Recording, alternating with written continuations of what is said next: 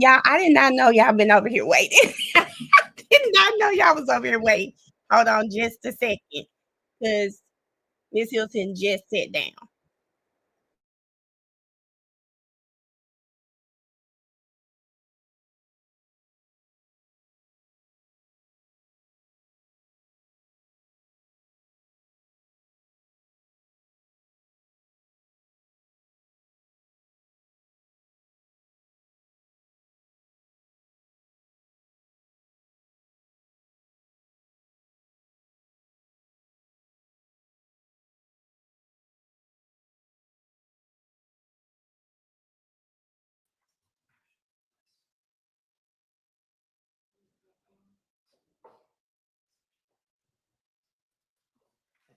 Permission to approach, Your Honor.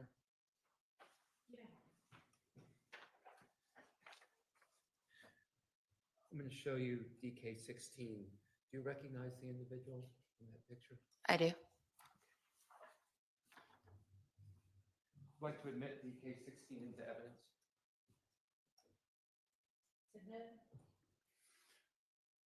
Permission to publish?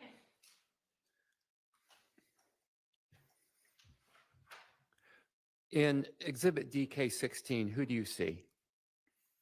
Dwayne Carter. And Dwayne Carter is also known as Lil Wayne, right? He is. Okay. In the image that is on the right side of the two photographs, Yes, you see his arm there, correct? I do. Do you see ESPN on his arm? I do. And what do you maintain that the ESPN, or do you know what the ESPN on his arm stands for? On him, since he's not a member of YSL, I couldn't tell you what that stands for. But he is not a member of YSL, correct? Correct. And yet he has ESPN on his arm. Correct. Like I could have a star, Bloods could have a star. Different tattoos mean different things to different people. So the ESPN on his arm could mean ESPN, the sports network, correct? As not being a member of YSL, yes. So if you're a member of YSL and you have ESPN on your arm, are you saying the only thing it could possibly mean is your interpretation of ESPN? That's what I've seen it mean thus far with members of YSL. And that's the only thing you believe it could mean? As far as members of YSL, yes. So the fact that my client was a football star at Grady. Okay. Do you know if my client played football at Grady? I do now. Do you know if my client got a scholarship to University of Georgia as a football player? I'm asking if she knows it. Sustained. You can ask if she knows whether it's true or not. Do you know if my client got a scholarship to the University I've of heard Georgia? that. You've heard that. Okay. And so would you find it surprising that someone that got a football scholarship to the University of Georgia might like ESPN, the network?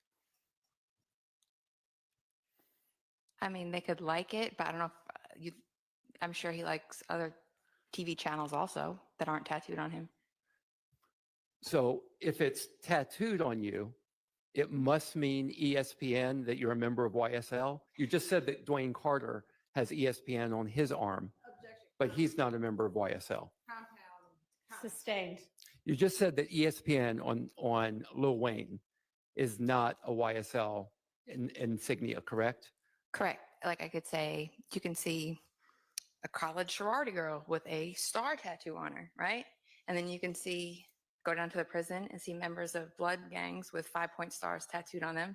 It's going to we look at everything on an individual basis. So I can't make that determination. When it comes to YSL members, when you see ESPN associated with a YSL member, I have not seen it mean of anything other than every slime play nasty. And you said you could see a sorority girl with a star on her, correct? Correct. And you could see a University of Georgia football player with ESPN on their arm too, correct? Correct, but they're both not members of a blood gang or YSL. Okay.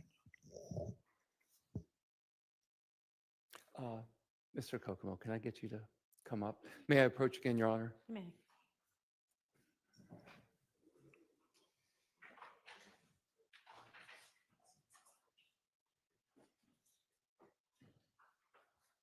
You got the DK15 video.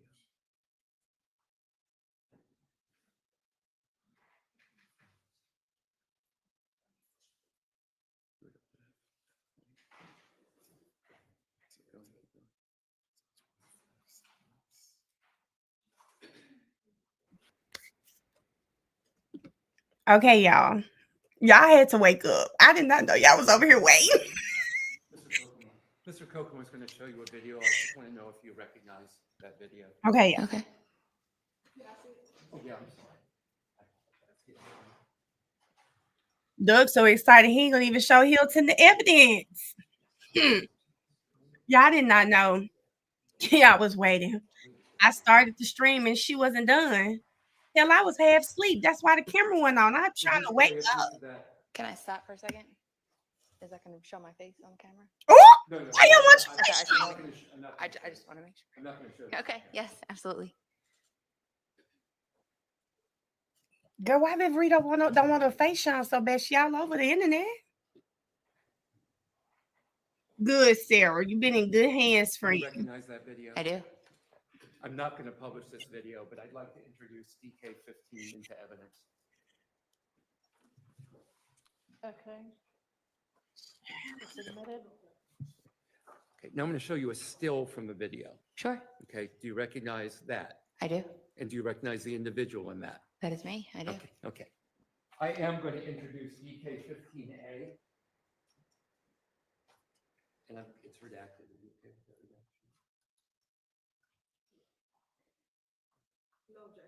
Okay. All right, and that's a still from the video. Yes, it's Submitted. DK15A. It's a still from the video, and it's been redacted to remove the image of Investigator Viverito. Thank you. We know Okay. her. I'm confused. Would you please publish DK15A? Okay. Who is in this still image from DK15? That is me. Okay. Do you recall when this was taken? That was on March 9th of 2020. I'm sorry, May 9th of 2022 That's about to And watch. where was it taken? at 355 Allison Drive, Northeast, Atlanta, Georgia, 30342. And whose home was that at the time? The home of Jeffrey Williams. And where in the home are you? Should be the master bedroom closet leading to the bathroom. And in the video that you watched, which I'm not publishing again because it has your image on it. Correct? What are you doing at that point in the video? We're inventorying the jewelry and items that are in the home. Okay. And is this image that is taken that's part of your inventorying procedure in the home? Is that correct? It's a documentation procedure, yes. Okay. And do you recognize what you're holding in your hand in this still image? I do. And what are you holding in your hand? A watch of some sort. Okay. Do you know if do you recognize that as a Richard Mille watch?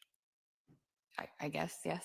And that's a pink watch, correct? It's pink and either pink and light pink or pink and white. Yes. You can yank out. So it's a pink band, correct? Correct? And it has a white ceramic, I'll call it the body of the watch. White, or, yeah, I guess it's white if you say so, yes. Okay.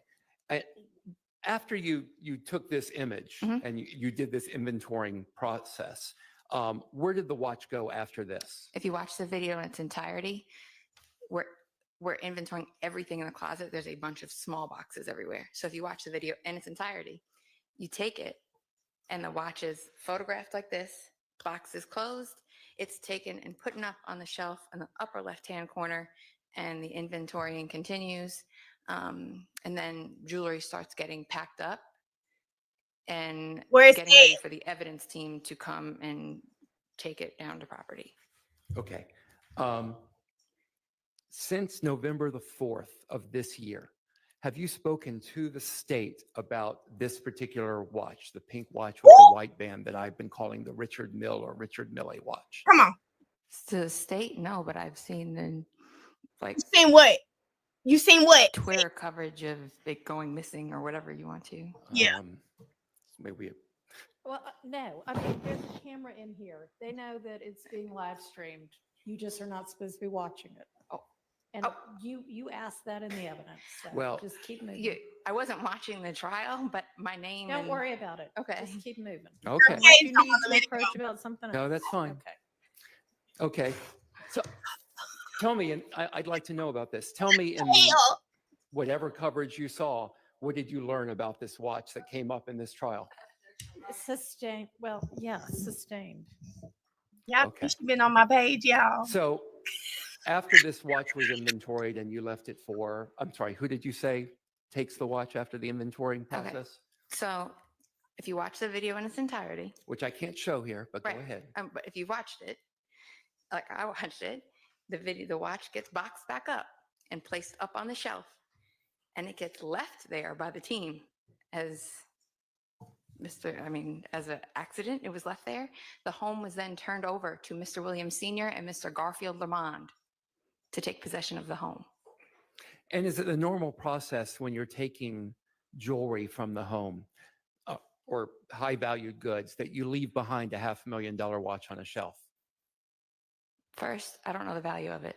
Second of all, But you was on Twitter. like I said, there were numerous jewelry boxes. It was, if you watch the video, everybody in there had on body cameras. I made sure I was on camera at all times. There's cameras throughout the home. So you would be able to see if one of us removed the watch, the box remained in the closet. And like I said, the home was turned over to Mr. Williams Sr. and Mr. Garfield Lamond, who were the two people on scene that took custody of the home for Mr. Williams. Okay, can we go back to my question? Sure. Sure. Is it the normal procedure to leave high valued items behind when you're doing a search and then a seizure pursuant to a warrant? Objection out of relevance. It wasn't answered, Your Honor. Overruled. I don't know if there's necessarily a procedure on what you take or what you don't. Like I said, it got left behind. There were other things, like other items of evidence that I had asked to be taken, such as photographs and artwork that had relevance to this case that were left behind by the evidence team. It was quite a big operation. There was a hostile crowd gathering at the bottom of the driveway, so we were trying to speed it up to get out of there. A hostile So crowd. are you telling me that law enforcement has no procedure with what you do with high value items that are subject to a seizure warrant? Objection out of relevance. It's asked and answered at this point. Okay. So the watch you say was left behind. What else wasn't done according to your instructions at the home that day? I believe there were two pieces of artwork that were, one was Mr. Williams in a general uniform with snakes on his arm, and then one was Mr. Williams as like the Jesus at the Last Supper with all the people around him that I thought were relevant that were not taken. And like I said, it started to get pretty hostile out there, so we were trying to speed things up. You said that there were many people with body cams in the Correct. home at the time. How many people approximately at the time of this raid of the home, let's call it that, were wearing body cams? Almost everybody. And did these body cams capture Mr. Kendrick within the home? I believe they caught Mr. Kendrick running from the home. That's not the question I asked. I'll slip up. They caught him outside of the home. I don't know how to Yes. better. I'm answering Well, the question. it's either a yes, no. No. Is there body cam image of Mr. Kendrick within Mr. Williams' home? The body camera image I saw was him running from the home. That's not what Is he there asked. body cam image of No. Mr. Answer Williams yes or no, and then you can explain. in the home? I haven't reviewed it, all of the entry team's body camera, but no. Bro, this gonna Did you see Mr. Kendrick in Mr. Williams' home? On that, by the time I arrived at the location, the entry was already made. So I did you- not. No. You did not. Okay. Did you? There were approximately a half a dozen firearms found within the home, correct? Correct. Have you seen any images of Mr. Kendrick possessing any of those firearms? I have not. Have you seen any images of Mr. Kendrick near those firearms? I have not. There were drugs found in the home, correct? Correct. Did you see Mr. Kendrick with any of those drugs? No. Did you see Mr. Kendrick anywhere near any of those drugs? No. As far as you know, was Mr. Kendrick in actual possession of any of those drugs? No, I wasn't there when they made entry. Have you spoken to anyone? No, let me take that back.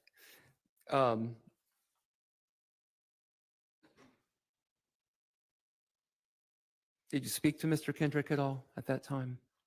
I did not. Okay. As far as you know, did Mr. Kendrick have any of those drugs, as far as you know? As far as I know, no. And as far as you know, did he have any of those guns? I just know he was in the home where they were located at some point that day. Okay. Let's talk about the mob ties video for just a moment. Yes. So in that video, at the very end, right, we have Mr. Kendrick saying, excuse my language, saying, knock it off your big homie bitch, correct? Correct. Do you recall how many times that line was stated prior to Mr. Kendrick uttering that line at the very end? Multiple. And it was stated by 24 Heavy, Ricky Hill, correct? Correct. And I believe he states it 3 times, right? Correct. So Mr. Kendrick is just repeating a line that someone else has written or someone else has said. He's repeating that at the end, correct? I'm not sure who the writing credits go to, but he did say it at the end. He's not freestyling it in that it's never been heard before in the song, correct? Well, it wasn't part of the song. At that point, the song had ended, and he yelled it. But it had been said 3 times before in the song, right? Right. So you're aware there's post-editing that lines can be put into music after the song is recorded, correct? Right, but the context of how he was saying it, the way he said it wasn't going along with the song. Ooh, this is interesting. Tell me about that. It was after the song had concluded, and he kind of yelled it out with Miss Raven, and I forgot who else was with him. How do you determine that a song has concluded? The video, the way it's portrayed in the video, I didn't edit it. The way that it's portrayed in the video has ended, and he utters it at the end after the song is concluded. So what training have you had in music to know, when a song is ended in a particular video, when there's an utterance after a song is ended? I guess me how I know when a song ends? Yeah, how do you know this in this video? Like you've had training and expertise that tells you when a particular rap song ends and then something is just blurted out afterwards? I mean, I've listened to the song independent of the video, and that's not on the track. But it's in the video, correct? Right, but when the song concludes, it's not part of the track. Can we put up, I don't know, which one of y'all are throwing up exhibits? Can you put up 512 VV? Yes. Mr. Atkins, thank you so much.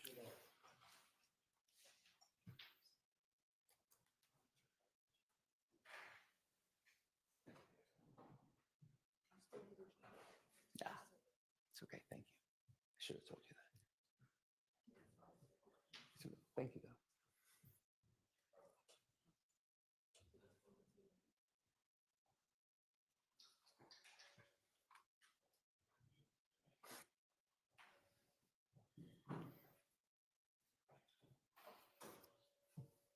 Sorry, just give us a minute to get it up.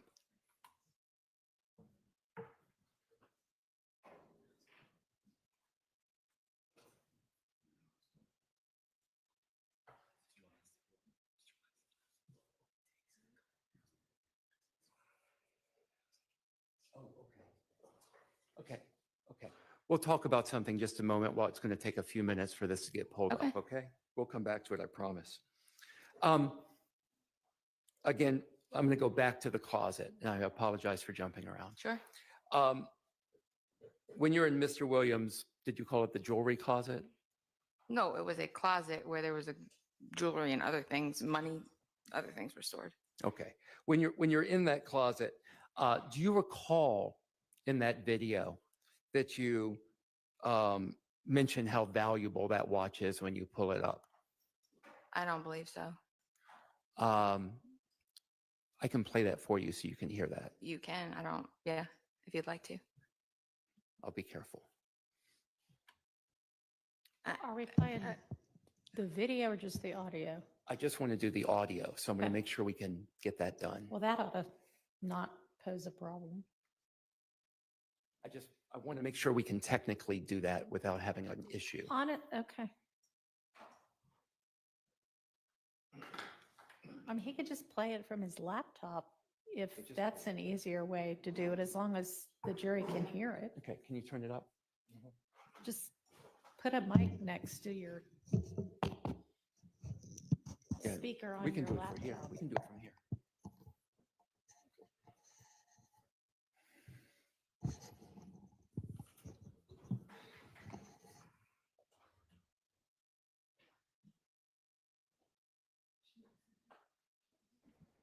Why they doing that? Can we understand why she doesn't want her face shown? What is going on?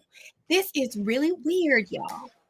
She is all over social media, but for whatever reason, I literally think she does not want clips of her being posted around social media on the stand. That's the only thing.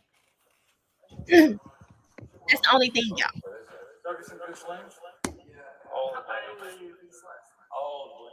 All right, Summer, so just so you know, all the cars, minus the Mustang, contain either thug or gunna's name in there. I'm not sure that's working. There's a lot of an echo there. And there's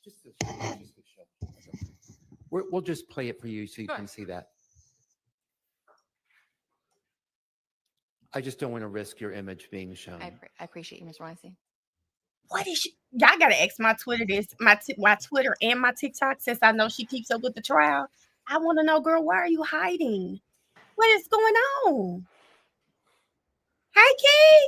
Why are you hiding? Let us know. Look at Max, y'all. Max get closer and closer to that podium. He's smiling again. He is smiling again. Shannon, she been acting a fool. Carlos said this be real. Y'all, Max had All the cars, minus the Mustang, contain either thug or gunna's name in there.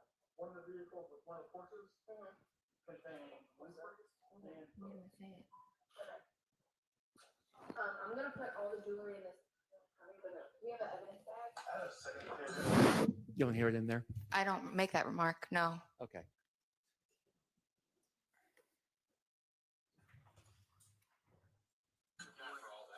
What was the first watch?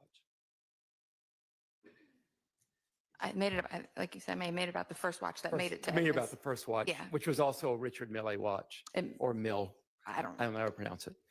So you did make it about the first Richard Mille, just not the That is second in Richard Mille. evidence. Okay. But they're both Richard Mille watches, correct? I mean, there were several much more expensive pieces of jewelry that were there also. And this is not my first case with a lot of expensive jewelry. Why is she so defensive, y'all? Hold up. Baby, great. she's Thank you. defensive. Oh my. Okay.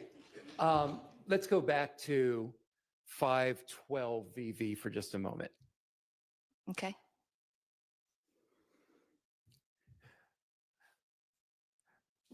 Look at would you read that line below again about running like Ricky? Yes.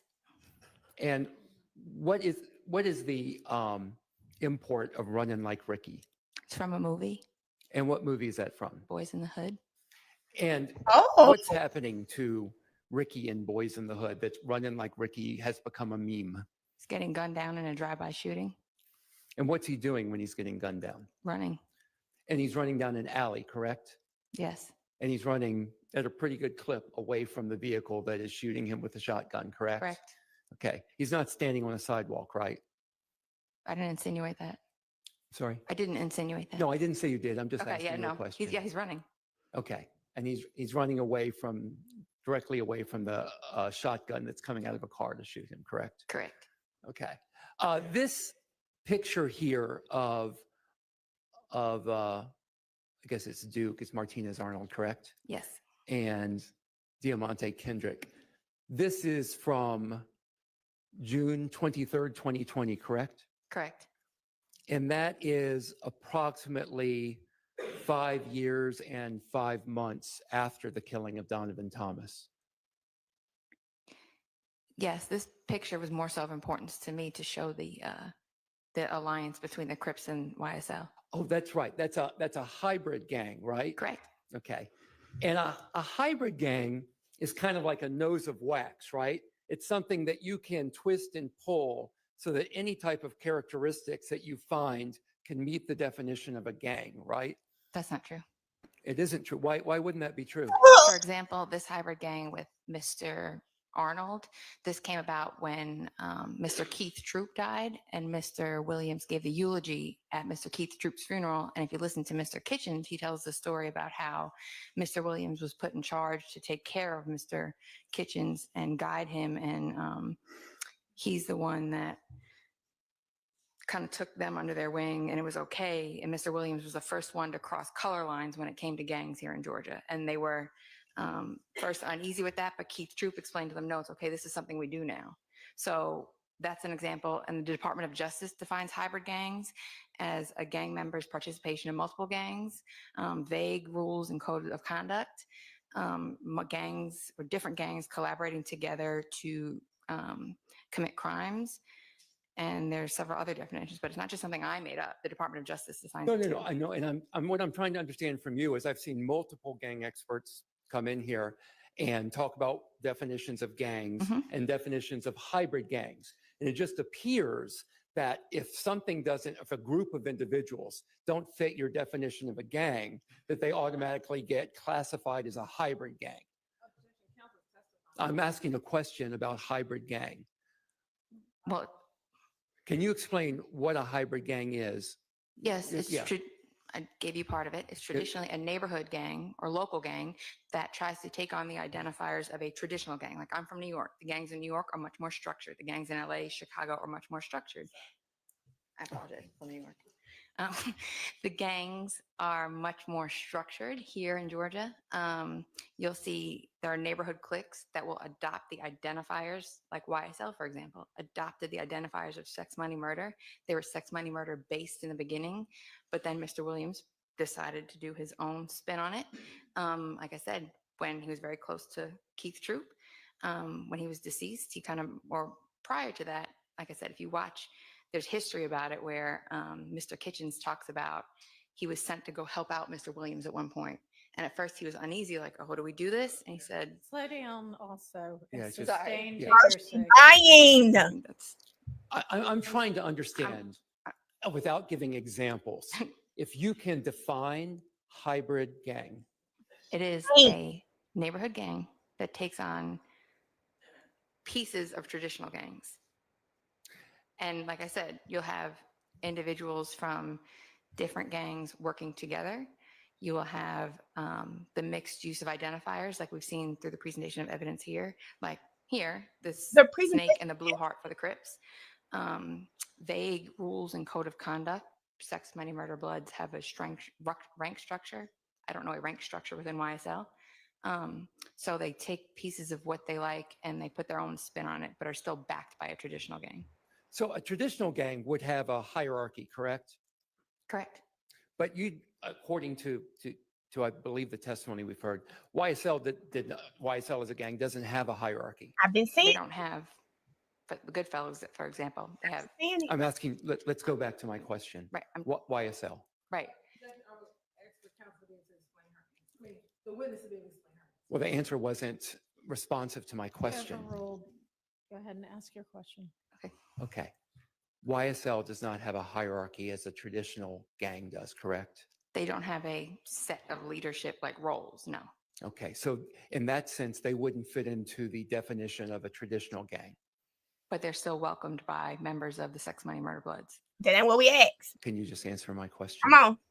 Yes, Okay. So my question was, they don't fit into the Okay. definition of a traditional gang. correct.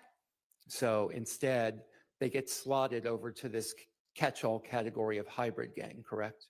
I wouldn't call it a catch-all, no. Okay. I don't have any further questions. Thank you very much. Thank you, Mr. Weinstein. Doug just ate down. Doug just Sorry. did his big one. A minute, let me just ask y'all some Doug scheduling. is issue. big one. Did he just get Miss Star Witness to admit that YSL is not a traditional gang and they don't have a hierarchy? Did he just get Viverito to admit that on the stand? Did he?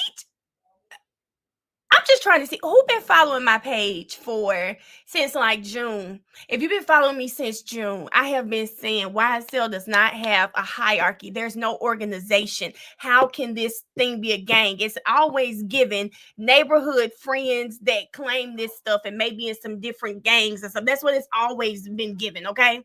Now, Viverito has just told us exactly what we've been seeing. This is not a gang. Man, it's crazy. I can't make this up, y'all. We can't make this type of stuff up. Man. Why Thug get that gang charge? Why Thug get that gang charge?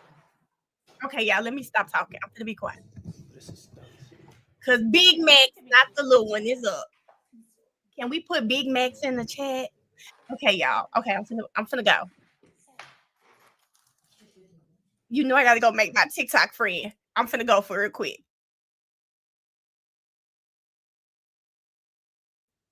Well, I'm gonna make it when Max starts. I'm not gonna just leave y'all here. Viverito. But they should have known this was going to be bad. She's been off the rails since she got on the stand. There's no way you put your faith in her when clearly she does nothing but look at Instagram all day. Notifications on all of her fake pages. That's it. Man. And I think she stole that watch, okay? Or she knows who did. Because her trying to say, oh, we left it in the closet and his dad and whoever the other person was may have gotten it. Come on, man. Once again, where's the watch? You're ready. All right, thank you, Honorable. Okay, Police y'all. Court, Investigative Riverito, good afternoon. Good afternoon, Mr. Shard. Good afternoon. Okay. Let me just start off with something that you said on direct. When did you start working on this case with the DA's office? I'm trying to think. I got to probably fall of 21, maybe. Fall of 2021. And in fall of 2021, when you started working with this case with the DA's office, you were in the section or in the working group with under ADA Love, correct? No. Okay, who were you under? Kara Conberry was the deputy district attorney at that time. All right, and with the DA's office, eventually, you're not with the DA's office now. Correct. Okay, but with the DA's office, you worked on this case, correct? Correct. Okay, and you worked under Kara Convery. Who else did you work under? Well, she wasn't on the case, but for the case, I worked under Don Geary. Don Geary, okay. All right. Now, in your testimony over the last few days, you've spoken about the work that you did on this case with the district attorney's office. Correct. And you've given us your opinions about certain things that you learned through your work at the district attorney's office, correct? Some, I don't know. I don't think I've given many opinions. Okay. As part of your work with the district attorney's office, you reviewed surveillance videos. Correct. Okay, you drafted affidavits for search warrants. Correct. You collected evidence from Jeffrey Williams' house. Correct. You collected social media posts Correct. from various people. Correct. You reviewed Mr. Stillwell's phones. Correct. You've reviewed music, in this case, by various artists. Correct. Okay. In fact, today, I guess you reviewed a video to make a determination of what type of gun is in a picture, correct? Correct. Okay. All those things that you did, and there were other things that you did with the DA's office, correct? Correct. All right. And you testified that you were asked by Ms. Hilton, how did you notate your work on this case? And then you said that you talked about your search warrant affidavits, that you make them thorough. Correct. Okay, but search warrant affidavits aren't memorandums, are they? No, Okay, they're not police reports, are they? no, Okay. And your explanation, you don't have reports written for the work that you did in this case as a district attorney with the district attorney's office, do you? I have, I think, one or two that were written as memorandums, but other than that, no. Reports about when you were collecting social media posts? No, Got any reports on that? no. Okay, about whose addresses you were looking at and whose you weren't? Do you have any reports on that? What do you mean by addresses? Instagram addresses or Instagram, which people that you were following on Instagram, which people you were looking at their Instagram, what dates you were looking at their Instagram. Do you have reports about that? No, but they were compiled and each date that they were looked at were noted on the photo. Okay, so we're just supposed to look at the stuff that you compile and bring to court, and that's good enough to let us fill in all the work that you did. Objection, argument. Just take your word for it? It's cross, I'm going to permit it. She's hostile. I mean, I'm here to explain it. Okay, well, that's fine, but, Right. you know, what if we want reports? Do you have I reports? said, the DA, now I work at a different facility. When I worked at the GBI, we had a reporting system. The DA's Okay. office doesn't have that. So I would, in my affidavits, make them as lengthy. There's some, when you see an affidavit of mine, it's pretty lengthy for a reason. Okay, well, I didn't ask about your search warrant affidavits. Right. I'm asking about reports and memorandums right now. Okay, and you seem to be saying, well, there was no record-keeping software with the district attorney's office that you could memorialize the work you did. Correct? Okay, they don't have a typewriter, they don't have computers, they don't have Microsoft Word, they don't have a pad of paper, they don't have pens, they don't have pencils. Is that what you're saying? They do. Okay. But you just didn't write any reports about any of this work that you've been testifying over the last 3 days that you did. I don't really know anybody that would write a report saying, on this date, I screenshotted this picture. On this date, I screenshotted this picture.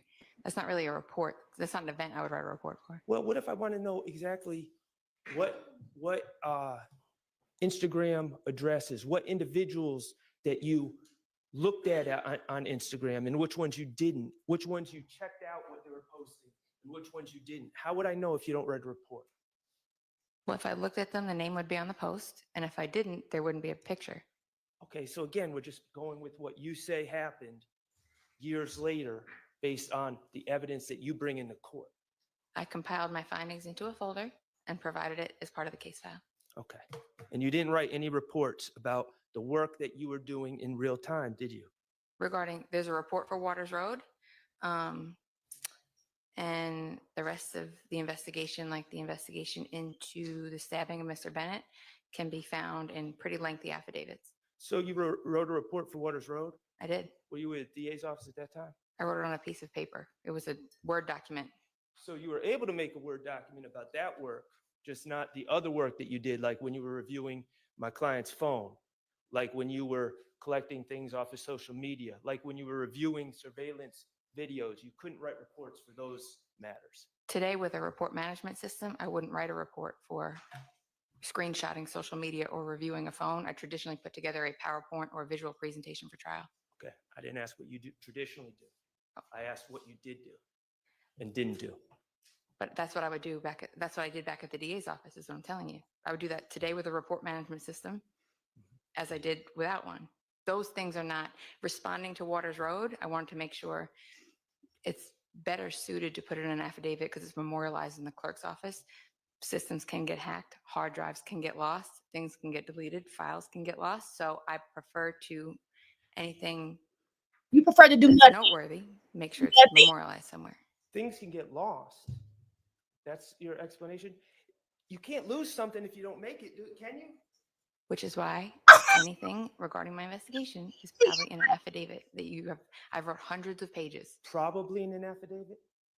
If you would give me a case that you're specifically referring to, I can give you an example. In your affidavits, I would like you to show me an affidavit for a search warrant where you list all the Instagram addresses and people that you checked out in March 2022 when you were pulling their posts? I That want was to know cer- everyone that you searched. that was served to you in a discovery folder. Where?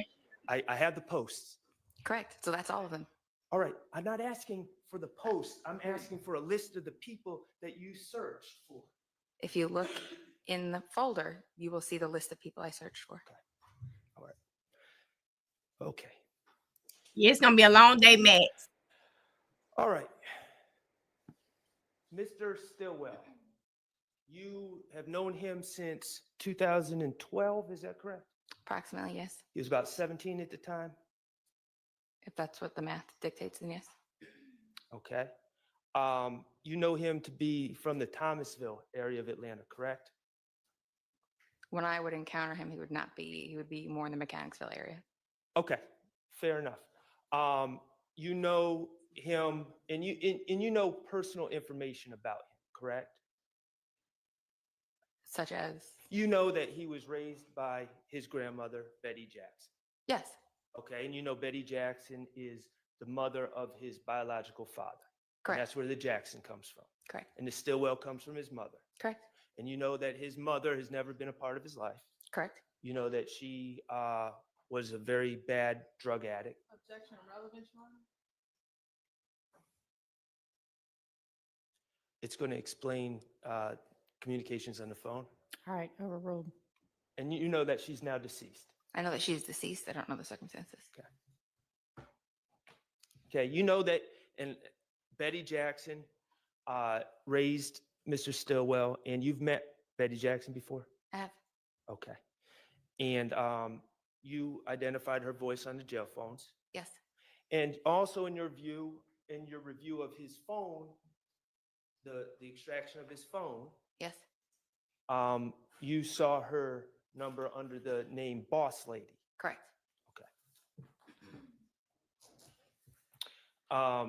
You know, Mr. Jackson has a 9th grade education, correct? I do not know that.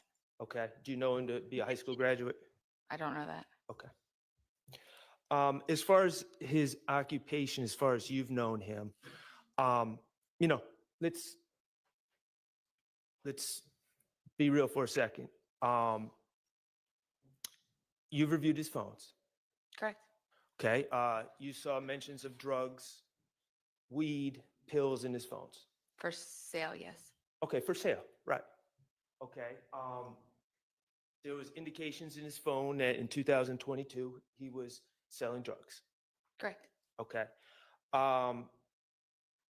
And also in his phone, you saw substantial evidence of his aspirations to become a musician, correct? yes, Okay. You've seen social media posts with him and Wooney Lee at the studio. yes, You've seen social media posts where he hashtagged his upcoming projects. yes, You've seen, you saw on YouTube that short video Slap Talk, correct? that was on his Instagram profile, but yes, Okay.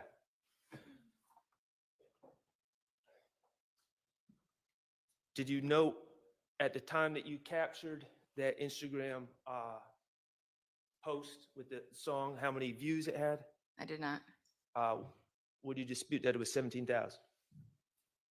I don't know, so I have no way to. All right. And you also observed in his phone his communications with other individuals that were rapping, correct? I mean, You saw communications with Wooney Lee. with Mooney Lee, yes, Okay. And you saw different references and conversations about renting studio time correct, in his phone. Even we're talking about in March 2022, on March 8th, for instance, there was a discussion about him going to the studio. sure, March 9th, going into the 10th, discussion with Wooney Lee about going to the studio. The yo is what they call it, correct? correct, Evening of March 10th, discussion of going to the studio run by Mook Tovin. correct. And you know Mook Tovin to be someone who runs a studio, correct? Producer of some sort, yes, And you saw the evidence of You see file transfers on those dates from Muktoven and other people transferring audio files. Correct. Okay. And that's consistent with someone making music in the studio and then their work being transferred to them at the end of the night by the studio engineer. Sure. Yes. Evening of March 11th, discussions with Wooney Lee about going to the studio. Yes. March 12th, booking a session at the studio. Yes. The evening of March 14th, your investigation, and I know that, and we're going to talk about 10 o'clock and Windsor Street, but later on in the evening, talking about midnight, your investigation revealed that Mr. Stillwell was in the studio. Yes. In fact, when people were looking for him, he informed his grandmother that he was in the studio. I don't know if I remember that, but I know he did after the murder of Schmeldrink. They were at the studio. Yes. Okay. So, and you've observed some of Shannon's music. I have. You've observed a lot of music in your profession. I have. You observe a lot of music. Let's just I put it that way. You're familiar with drill music, correct? Yes. Drill music is something that extends beyond Atlanta. It does. It's worldwide, correct? I know throughout the U.S. I'm not too familiar with it internationally, but yes. Okay. Common themes of drill music, brutality and violence. Correct. Is that fair to say? Correct. Okay.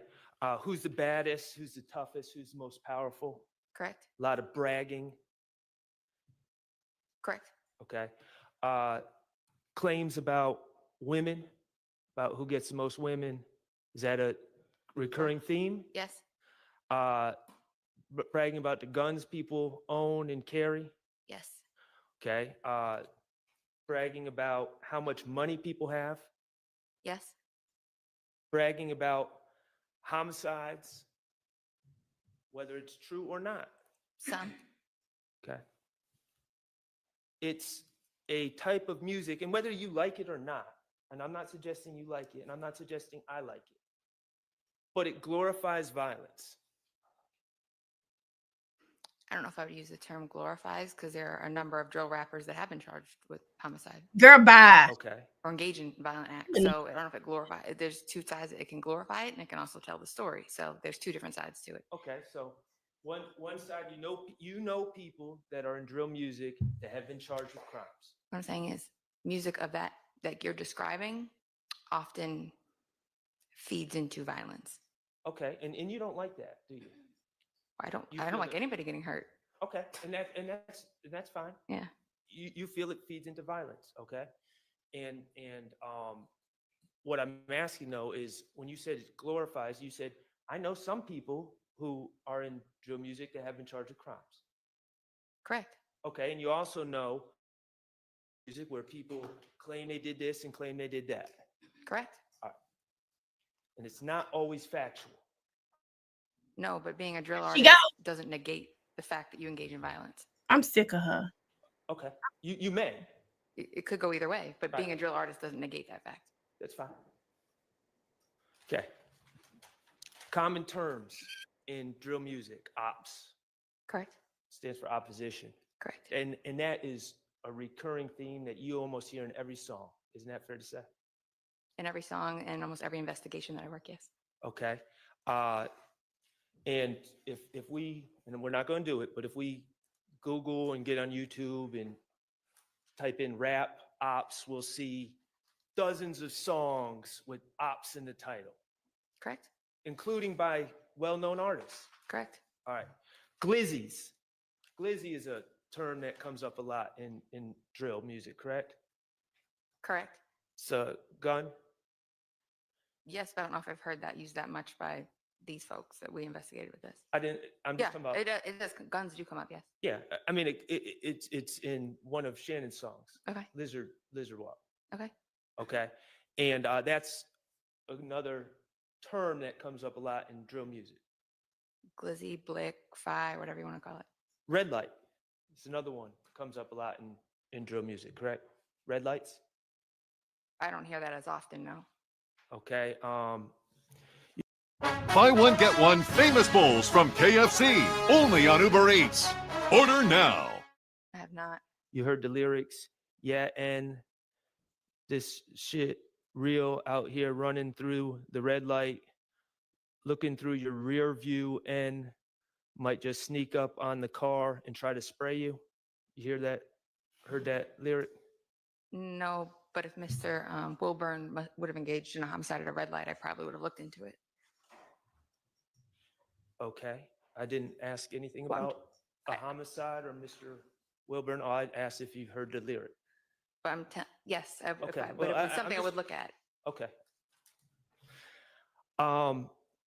Chalk. Chalk you out, chalk them up. Slime and chalk. Those are Slime and chalk, I'm familiar with, yes. all right. Those are things that you would hear in drill music, correct? Slime and chalk, I've heard. The others, I don't know if I've heard. All right.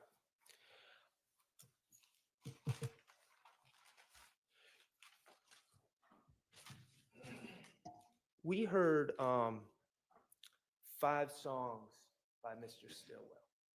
Okay. Yes. And they were let's see, Slat Talk, Ran This Money, Bullshit, Lizard Walk, and Red Light. Yes, And all those songs, you have identified Mr. Stillwell, and they were in Mr. Stillwell's phone. correct. Okay, and just to be clear, there were other songs in Mr. Stillwell's phone as well. Correct. Okay, so we heard 5 of all the songs that Mr. Stillwell had in his phone. Correct. And do you know, outside of his phone, how many other songs Mr. Stillwell has made? I know through the years I've seen him make a few, but I couldn't give you a number. Okay. Now, with those songs, do you know when they were written? No, and on direct, I said I can only see the date that they were added to the device. Right, and you don't, and let's just be clear, the date that they were added to the device was 3/17. There was some sort of file transfer according to the report Correct. on 3/17. You don't believe that on the morning of 3/17 he was in the studio making all those songs? Not to say that 1 or 2 of them couldn't have been made in the days prior, but I can't give you exact dates on them. Okay. So we don't know when they were when they were made. Do we know when they were written? No, Do we know who wrote the lyrics? we don't. Okay, and in fact, on one of the songs, Red Light, it says featuring Vito, correct? Correct. Veedo. Correct. You know Vito to be a songwriter, not an artist, a songwriter for 300 Entertainment, correct? He could be, yes. Okay.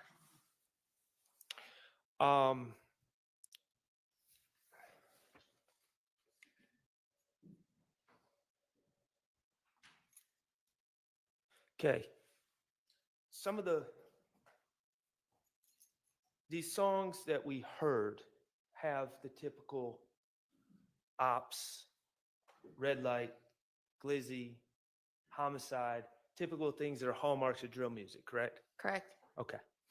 Now, also, in one of the songs, Mr. Stillwell makes reference to his bankroll, right? Correct. Okay. Bankroll is the amount of money you have, Correct. the wad of cash. Correct. All right. And he's bragging about his bankroll. Correct. Okay. And that's what he's saying. That's what he's releasing to the public through this song. Correct. Okay. Mr. Stillwell, do you know him to own a car? No. Do you know him to own a house? No. Do you know him to be independently wealthy? So he was broke. My I point. mean, sometimes, yes. He There's was a lot of broke money on at him. this point. Okay. His bankroll, Didn't have it. None Is existed. that something that artists often talk about, their bankroll and how big it is? Sometimes, yes. Is that always true, that the artists that are bragging about their bankroll is really as big as they're claiming it is in their songs? That's an individual basis. Okay.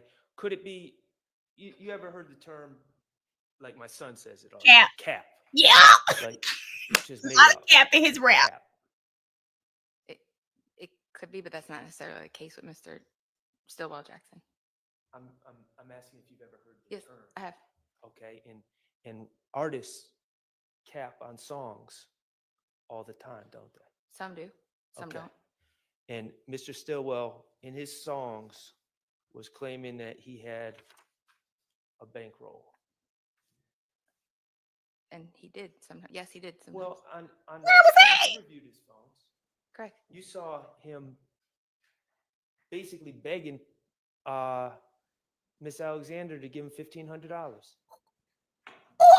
But if you listen to the March 16th wiretap call, he talks about all the money he had. Girl, he be And he lying. didn't want to go to jail with all that money.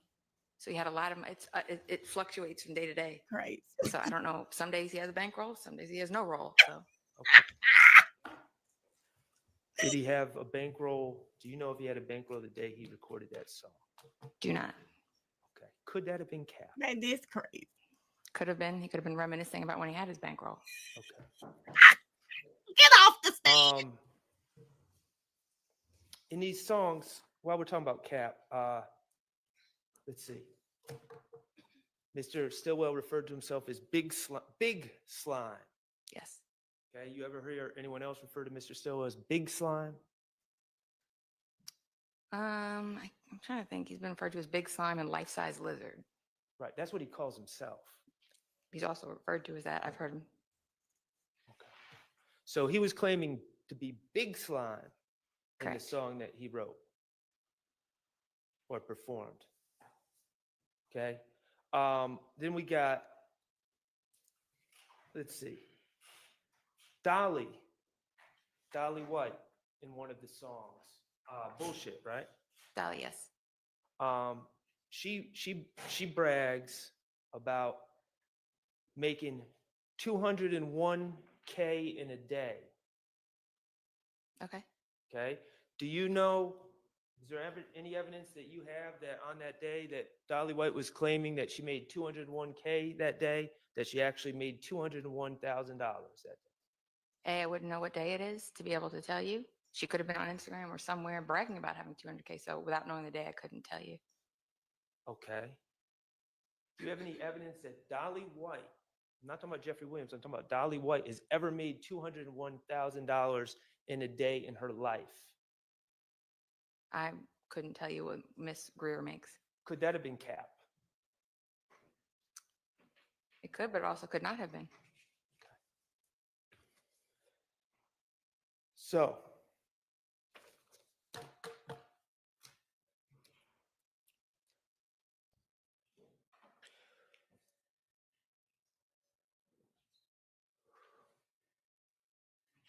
we talked about the lyrics on Direct. In these songs,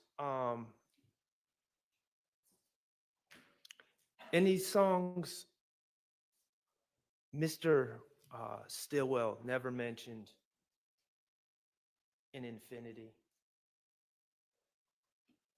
No. Never mentioned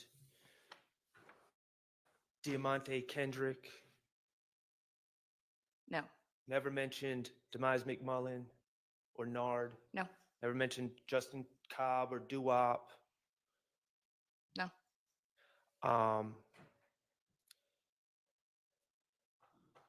He mentioned being arrested for a homicide and beating it. I don't want. I'm going to tread lightly on it. I don't know. You're going to tread lightly. Some direction on. how to He said I made Okay, a but I just murder want to rap. make sure I'm approaching it correctly. You know what I mean? Yeah, I'll ask a very targeted question. Okay. He mentioned on Slat Talk, I beat a murder rap. Yes, he did. Paid my lawyer 30 for that. He did mention that. Okay. He also mentioned beating a homicide on another song, correct? Correct. Okay. Do you have, the fact is that Mr. Stillwell, he's on trial for that here today. At the time he wrote those lyrics, he had never beaten a homicide. That's a real slippery slope to explain that. I don't want to say something. A real slippery I can get slope. some- He had never been cleared or went to trial and was found not guilty of a homicide. That's Yes. easy. Yes. This seemed like an easy question to me. Was he ever tried and found not guilty of a homicide? She's scared because y'all know why she's scared, because she really wants to give her theory and she doesn't want to give her theory on that stand. That's why she's scared. It's not a slippery slope. It's a slippery slope because she wants to insert her thoughts and her opinions about it, and she doesn't want it thrown out. It's not a slippery slope. Was the man indicted? Did he go to court, stand trial, and was he found not guilty? And do you have independent knowledge that he paid an attorney $30,000? Come on now. Simple yes. Erica, she can't give simple yeses or nos. Y'all know that. This lady is insane. And wherever she works, the problem for me is tax dollars are being used to pay her salary. The lady sit on Instagram all damn day. Shit, I might as well get a job from for one of these police departments at this point. I'm on TikTok, Twitter, Instagram. I do it all day. It is a job. It is a job. I do it all day. It's hard trying to do content across all these sites. She keeping up about 6 to 7 different pages. This lady, come on. This lady is crazy. She can't answer yes or no. She just can't do it. Talking about a slippery slope. Exactly. Ask Underwood about a search of Thug's house and then specify which one, knowing one of them could. I need to be on the payroll. Do you hear me, Tracy? Hey, Didi. Clearly, you don't need experience. Didi, you don't need experience because Miss Ma'am is on social media all day. She may as well be out here. She may as well become a content creator. Hold on. I've got to remember to post about the cap. Because let me make a note of that, y'all. I got to post about the cap because I'm just happy. Max is saying, well, we all been thinking, where the hell is all of this money you keep saying these boys had? First of all, he said he was living from hotel to hotel with his girlfriend. Where was the wad of cash? Where was the wad? Baby, she has been paid on the couch, sitting on Twitter. Yep, that's all she doing, Carlos. Faking like I really want to know what her fake pages look like.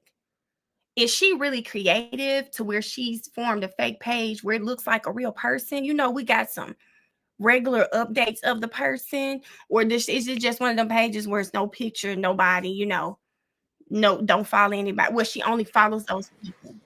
I really want to know.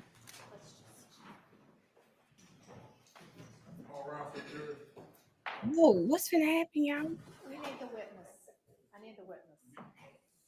Oh, they want to ask her, what were you about to say? I'm officially an expert on gangs and dreams. Yes, you are, Mia. Shanny, y'all know it's a fake page out there, me. Is it Viverito? Is it Viverito? It says invest with the Catherines or something like that. If y'all see it, report it. Because it's that Viverito out here playing.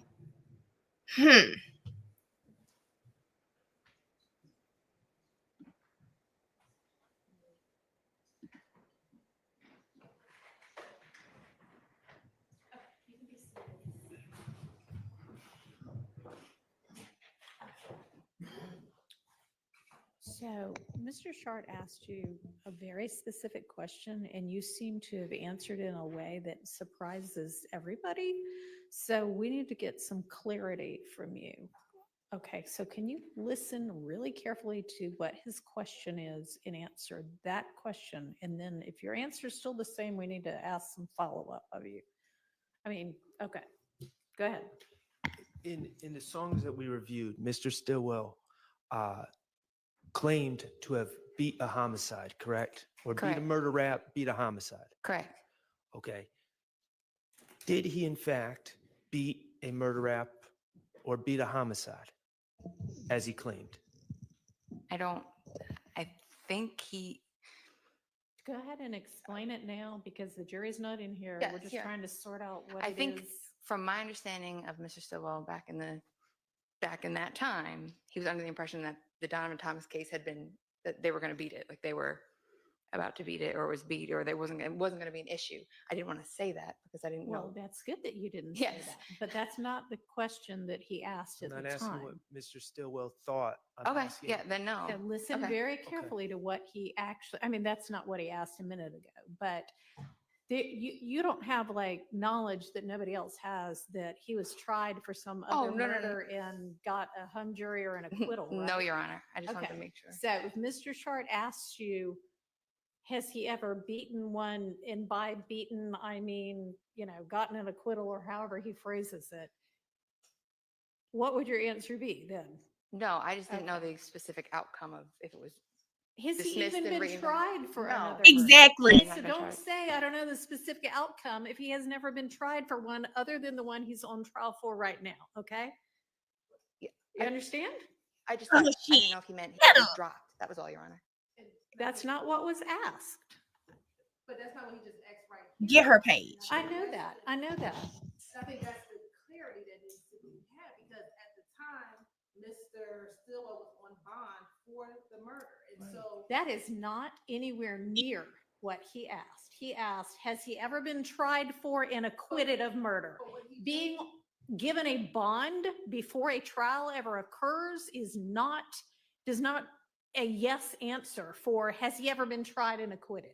Right, but even the question he just asked right now was not that direct. I know, question. that's So because, that's the- I know, but just now what he asked, we're just trying to figure out what it is she might mean.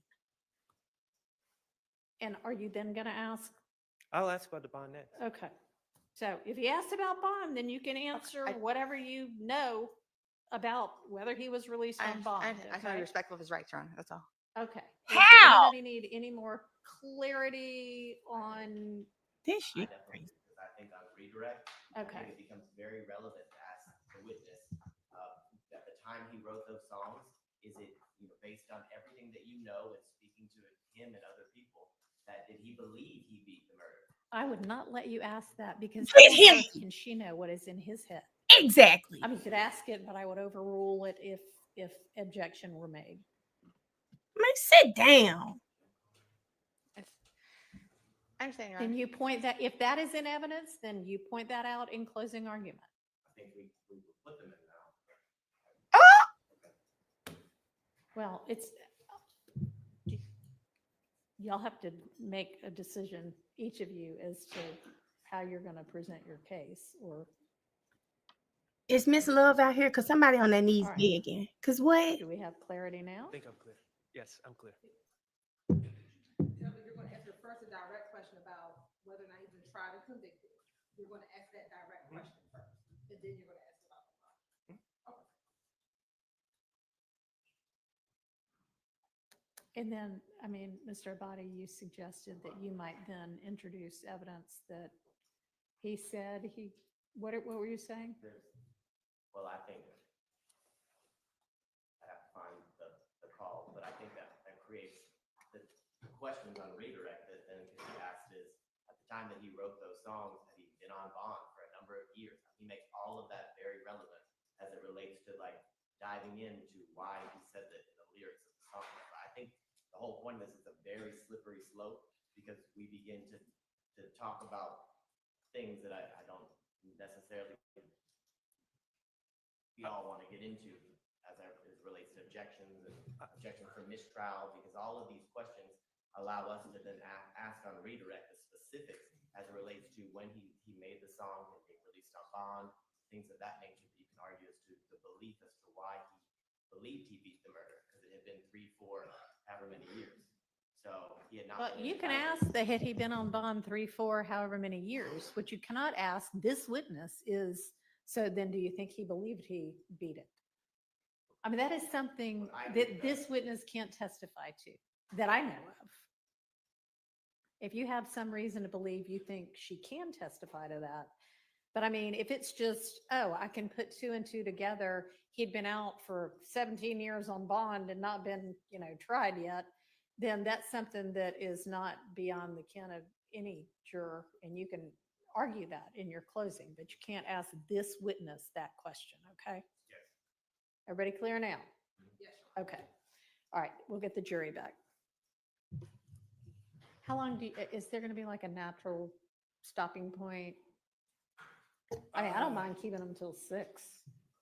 There'll be a natural stopping point, Okay, and, cool. and I'll be, If we do that, we have 5 minutes Right now? recess, just 5 minutes. All right.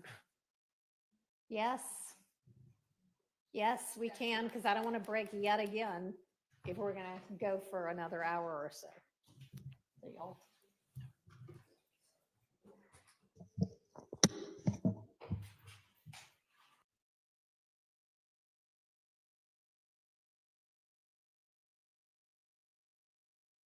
Now listen, y'all, since we're on a little break, let's talk about it.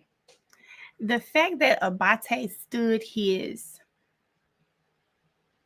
self up and literally just said, okay, if he asks her that, he is opening the door for me to come back and ask her if she thought Shannon thought, do y'all hear that? Let's say it one more time. If Viverito thought Shannon thought he'd beat the Donovan Thomas murder. What? This lady not around that man. She's stalking him from Instagram. How could she possibly know what he would have thought?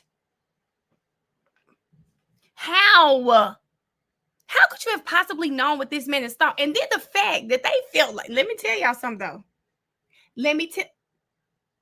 Glanville would have let him do it. Glanville would have let them do it.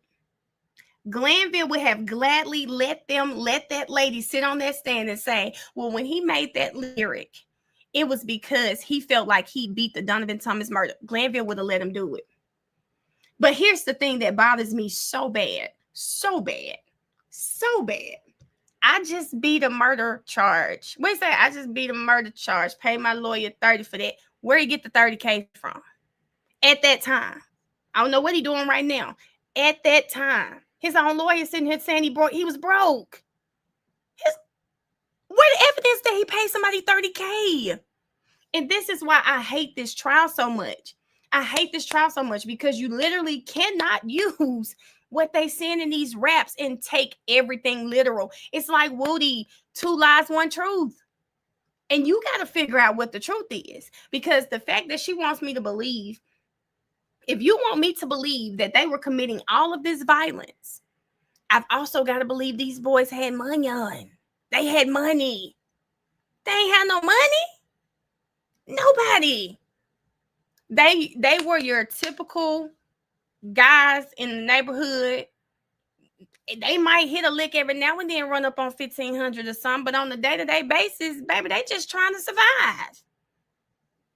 He was balling that day. Do you hear me, Sarah? He was balling that day, and then he wasn't balling the next day. Now I'm gonna tell you, with me and my legal money, I do understand how you can have 1,500 one day and nothing the next. I get that. I do get that part. But you really want me to believe that this man had the money he said he had in these songs? I can't believe that. I'm sorry. Asking his girlfriend for $1,500? I can't believe it. I can't believe it. I'm not gonna believe it. Hold on, I'm trying to catch the comments, y'all. $30K, Jalise. I mean, not Jalise, Isis. He paid his. I just wanna have fun, clap my hands. Turn 30?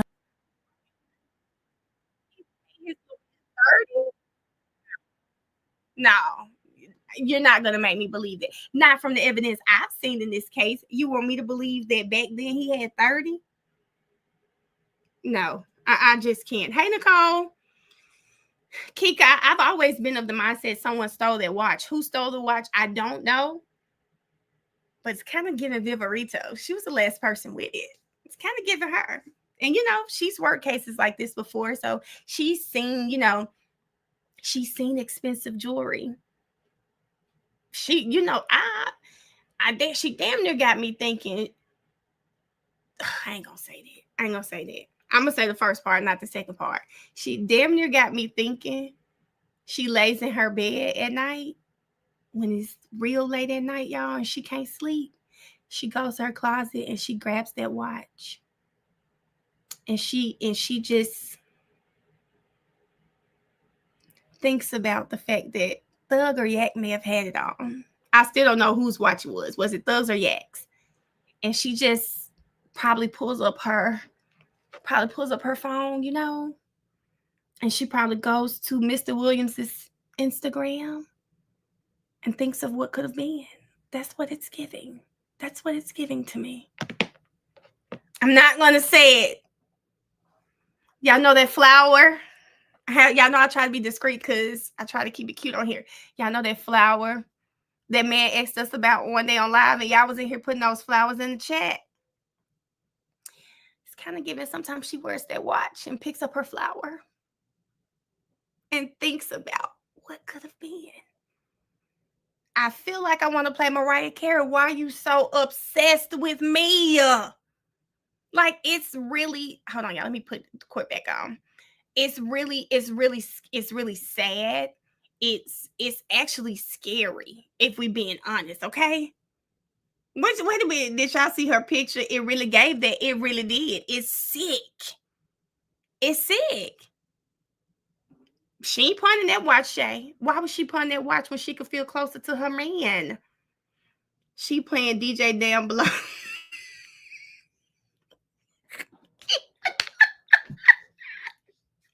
Y'all know how I be joking about my man, baby. She put that watch on to be like, my man. Thank you to my man. Girl, sorry. She's not fooling me. She is not fooling me, okay? Carlos, that's what it's giving. She's not fooling me. She's not fooling me, y'all, and I'm sorry. I'm sorry. This is what it's giving. It's giving. Give me my flower. Give me my watch, and I'm gonna sleep good tonight. That's what it's giving, and I hate that for her. I hate that for her. I hate that so much for her, girl. I mean, she seems like, y'all know OCD comes in different forms. She literally seems obsessed with these people. Hold on. 216 likes is 450 viewers. Y'all don't hate me like Viverito hate that she can't be with these boys. Don't do that. Please like the live. Please like the live, guys. Thank you. We have a good time over here. I'm sorry for clowning like that, but oh, Stephanie, y'all been on him today. Y'all been on him today. Baby, Yak ready. Yak really looks like he goes to the law library when he go back to jail. Yak been putting it on, baby. I think it's the bow tie and the glasses. She's very creepy, Karen. She's very creepy. Please like the live, guys. Don't forget. Let me hold up, y'all. I got it on mute. In those songs, in Slap Talk, Correct. Mr. Stillwell says, I just beat a murder rap, paid my lawyer $30 for that. Correct. Okay. And in other songs, he says, I beat a homicide. Mhm. Okay. My first question.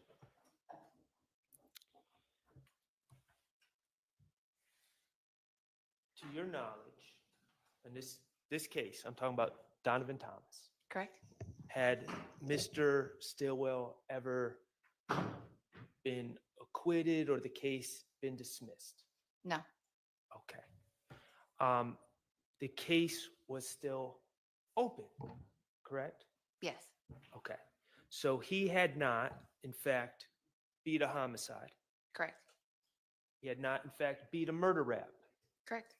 Yet he claimed that on his songs. Correct. Also, he claimed to pay his lawyer $30 for that. Do you know if he actually paid a lawyer anything? I don't believe he's the one that paid the lawyer, but a lawyer was paid. This mother. Do you know a lawyer's been paid? At some What point. lawyer? He was represented at some point. Well, what lawyer? Right. I don't know which lawyer he was. I said at Well, some you just point. said you know the lawyer's been paid, and now I'm asking you what lawyer? Okay. A lawyer back then would have been paid for him. I don't know. What's the lawyer's name? Since you had an opinion on it, You- that lawyer had been paid, what is that lawyer's name? All I said was, Mr. Short, if he had a lawyer, they would have had to have been paid somehow. I don't know how or who. Okay, so you don't know how much anyone. I did has not been work paid. on the Donovan Thomas case at all. Okay, but you just gave an opinion. And so you don't know how much, who, or how much anyone had been paid. I just said I don't know who his lawyer was or how much or how they were paid. The reality is Mr. Stillwell was released on bond. Yes, He didn't beat a murder rap. He had been released on bond. yes. Okay, so claim I beat a murder rap, that was cap.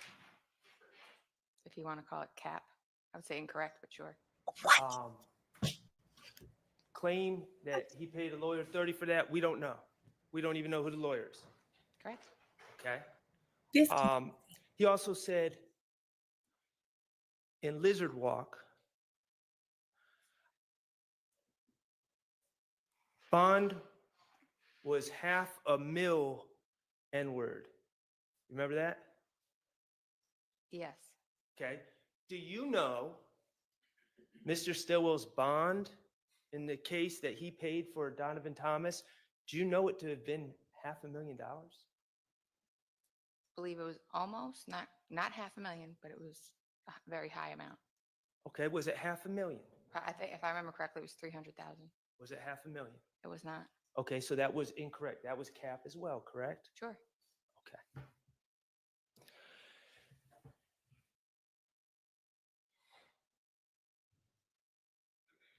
Mr. Stillwell, since October 2015, has been charged with the Donovan Thomas murder, correct? I'm not sure the exact date he was charged, but Late 2015? sure. Okay.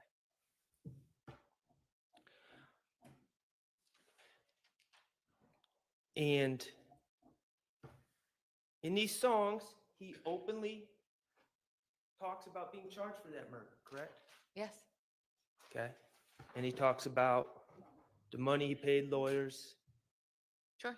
He talks about the money, the extravagant amounts of money that he paid for bond, $500,000. Sure. Okay. I'm not saying you like it. I'm not saying I'm like it. Do you deny that potentially an artist, an aspiring artist,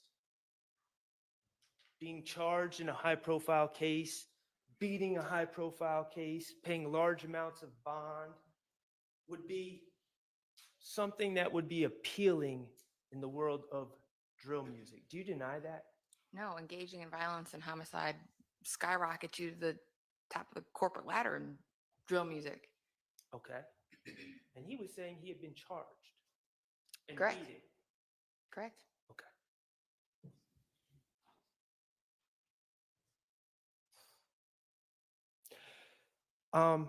Mr. Atkins, could you, or Mr. Abate, or Miss Hill, could you do me a favor? Or Miss Knight's back. 436 VVA, please, if you could display that for me.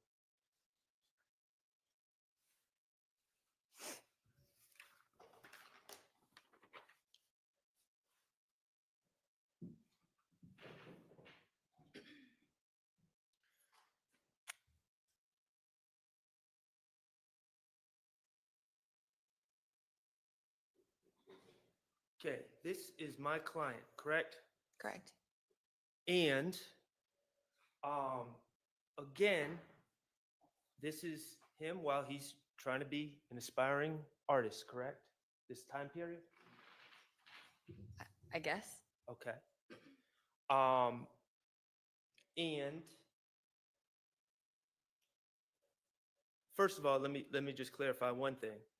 In the background, we see a gas station. That is the gas station on Cleveland Avenue, correct? I believe that's 221 Cleveland. Okay. That's not McDaniel Street. No. Okay. Now, Mr. Stillwell, in this post, also makes reference to Donovan Thomas, doesn't he? He does. Okay. he makes reference in the hashtag peanut stone grave. Correct. Okay, publicly, he is tethering himself to that incident. Correct. Okay. And in the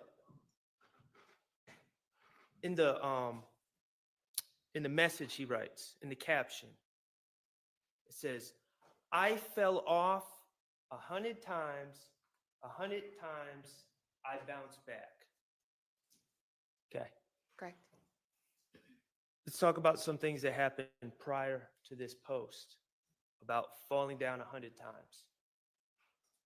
Mr. Stillwell, prior to this post, had someone drive by the green store and shoot at his head, did he not? Correct. Okay. Mr. Stillwell, prior to this post, was driving in a car with a young lady named Tiara Jones and another lady named Miss Duncan, and a car sped up behind that car and started shooting at them, correct? Correct. And killed Tiara Jones and put Mr. Stillwell in the hospital. Correct. Mr. Stillwell, after he spoke to the investigators about the Tiara Jones case. Searching for a reliable used sedan? Shop the area's best selection of affordable vehicles at All those things happened before he made this post about falling off 100 times and bouncing back. A lot of things happen, yes. Okay. Does this post ever say, I killed Donovan Thomas?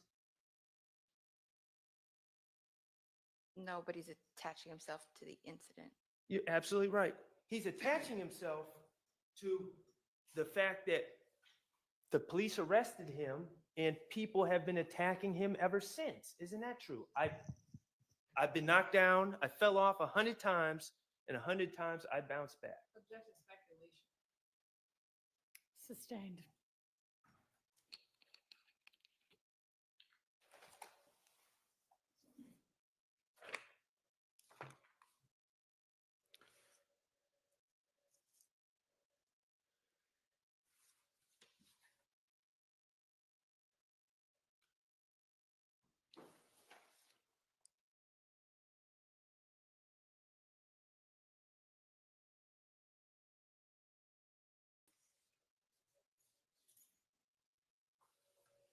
Okay, I'd like to talk to you about some of the work you did in collecting the posts from social media. And again, I don't mean to harp on this. Maybe I'm not asking correctly. I understand that you have given how many total social media posts did you pull within a folder? I don't know. They were all compiled into a folder of relevant posts. Okay, you say relevant posts. Correct. So who determined if they were relevant? If they had anything to do with the hyper-violent back and forth, I felt that they were relevant to the investigation. Okay, again, I'm going to ask, who determined if they were relevant? Who? It's just that if I felt like they were So anything, you I would, determined.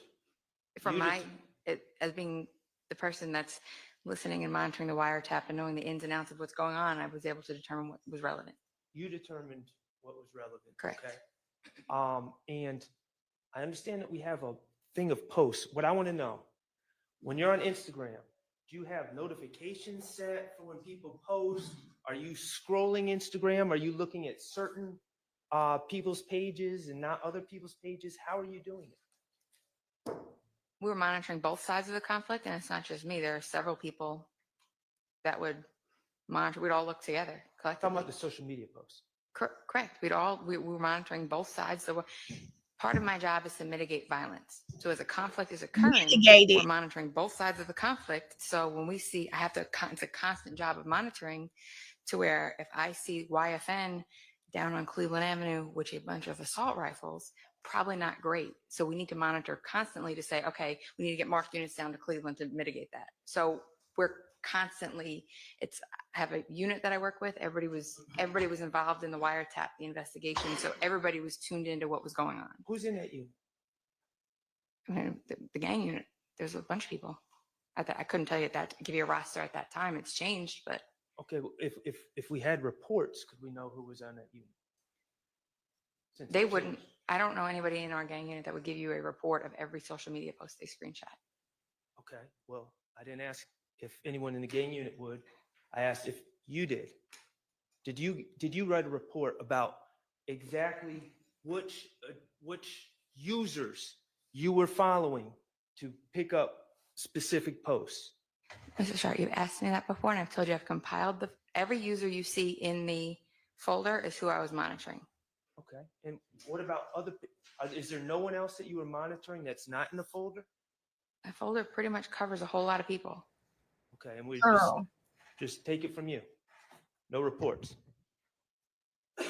Whether you have all the posts, you have all the posts that I captured. They're in a folder, gathered collectively, organized in a folder for you. So I don't know what, like, do you want a list of screen names that were Just captured? want documentation of the work you did. some It's documented in a folder that was served in Discovery. Hmm. I know that's right, Max. What they say, cap. I can't wait to tell my son I've been saying it all day. Some of those posts that you deemed relevant are actually lyrics to songs, correct? I have to see what you're referring to. Could you, Ms. Knight, could you display 471 VV? 471.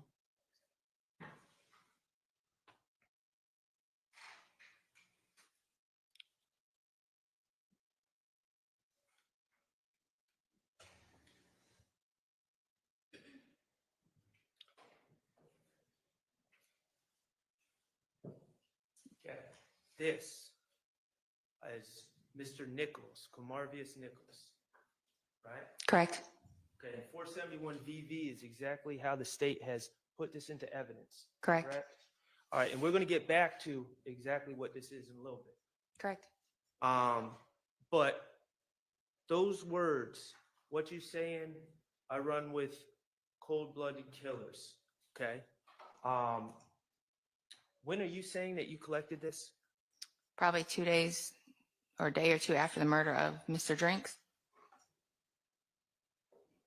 Okay, and those words, those were written by Mr. Nichols?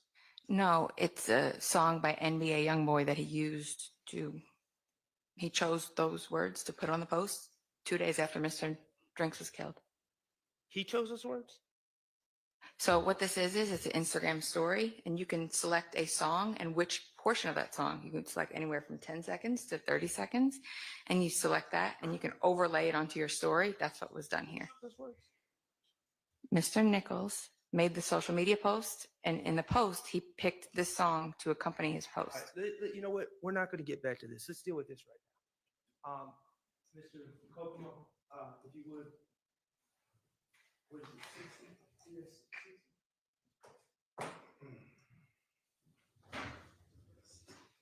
Okay, Your Honor, may Mr. Kokomo approach? Yes.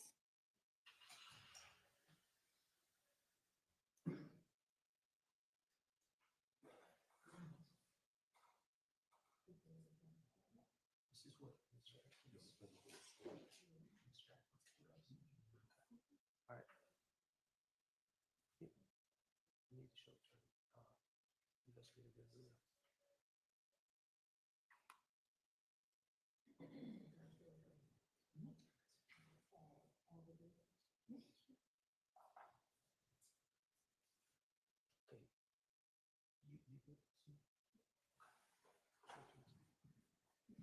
Start from the beginning.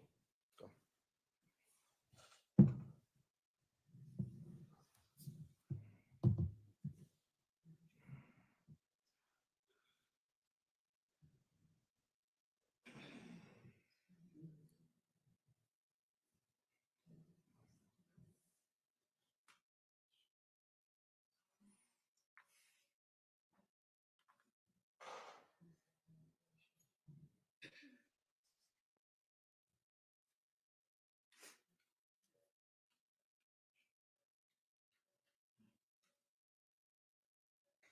We're going to hear the audio?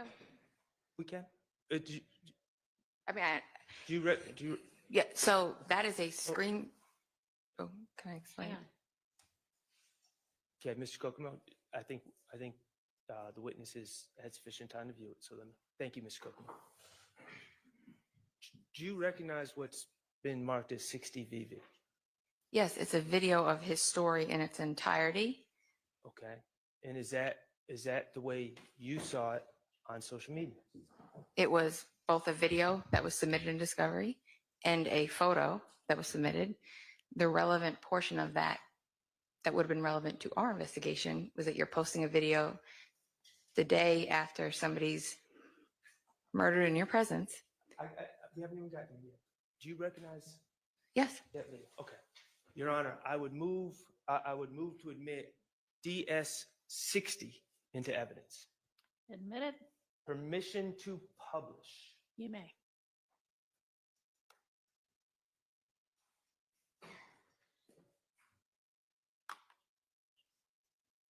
Your Honor, maybe report before it's published. Yes.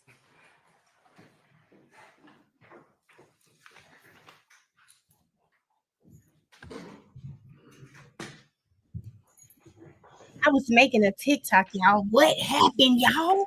Can y'all tell me what happened? I was making my TikTok about the beating the M charge, paying you 30 for that. And I had the volume off so, they wouldn't hear it. What happened, y'all? In your presence, girl, what that's supposed to mean? It's getting real good. Not, she said a M was present. Wait a minute. Okay, let me go back. Oh! Permission to publish. You may.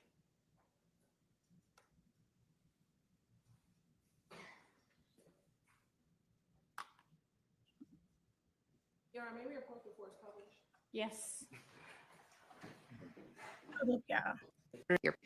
The relevant portion of that would have been relevant to our investigation was that you're posting a video the day after somebody's murdered in your presence. We haven't even gotten yet. Do you recognize Yes. that video? Okay, Your Honor, I would move to admit DS-60 into evidence. Admit They it. murdered in your Permission presence. to publish. You may. Y'all, did that lady just say? I need to go back some more, y'all. Hold on, y'all. I'm scared. I don't want to miss it. Hold on, y'all. Irrelevant. If they had So- relevant posts. Okay, you say relevant posts. Correct. So who determined if they were relevant? If they had anything to do with the hyper-violent back and forth, Hyperviolent. I felt that they were relevant to the investigation. Okay, again, I'm going to ask, who determined if they were relevant? Going on, I was able to determine what was. Yeah, I'm gonna go back after. I don't want y'all to miss it. I'll go back after. I'm gonna go back. I don't want y'all to miss it. Wait a minute. Hold on. Let me look at the context because I know some of y'all don't put it in here for me, and I know how to put 2 and 2 together and get 4. Hold up. She had her look at the video. Okay. Meg's cooking. They're lacking context. I don't think he heard her. I wish Harvey was there. Make another one because you're missing a. I'm going to go back after it's over because I don't want you guys to miss anything. So I'm just going to have to take my notes. Hey, Jason, I'm going to have to take my notes, y'all. I'm just have to take notes. Okay. So I heard that part. I heard her say murder. And then she said you were present for. That is what's crazy to me. And I wonder what's going to happen because what? He couldn't have heard her. Y'all think he didn't hear that? Published a picture and Hilton said, can we approach? Okay, I got that much. Mel, you had enough time. It's okay. I think I got the gist of what happened. I think I got the gist of it. I'm gonna just have to take my notes. Mel, one of your three 300 things, pay more attention. Girl, I'm trying to do 2 things at once. Because Keita, when I'm over here all day, then I'll come back to my TikTok with comments like, Mel, you forgot about us. And I'm like, you're right. Let me try. I try to do both at the same time. But I got to pay attention to this. So I'm just going to take notes while we're on live. And then I'll update my videos after I get off. Because I don't like not knowing what's being said to me, because the state dropped the murder. They sure did, Lynn. She only used some of Shannon's. Let me make sure I'm playing this video. I wasn't.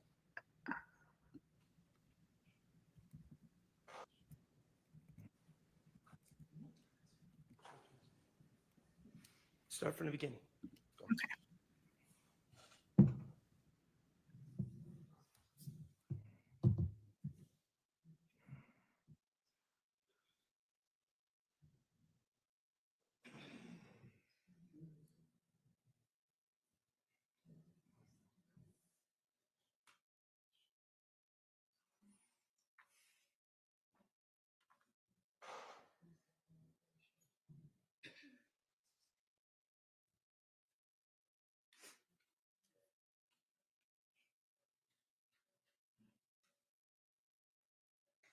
We're going to hear the audio? We can. I mean, Do you? yeah, so that is a screen. Oh, can I explain? Okay, Mr. Kokomo, I think the witnesses had sufficient time to view it. So thank you, Mr. Kokomo. Do you recognize what's been marked as 60 VV? Yes, it's a video of his story in its entirety. Okay, and is that the way you saw it on social media? It was both a video.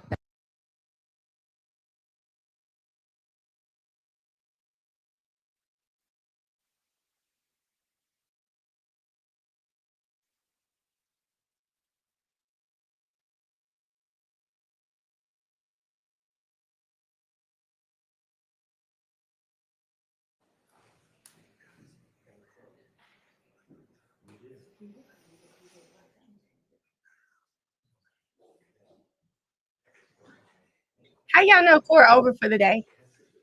All right, and y'all are going to look this evening to see exactly what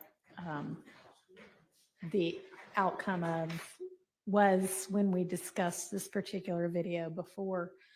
And we're quickly getting to, I think, needing to do charge conference. And I appreciate y'all's work on this late last week and over the weekend. And I think that there's, you can go. We'll see you at 10 in the morning. Thank you.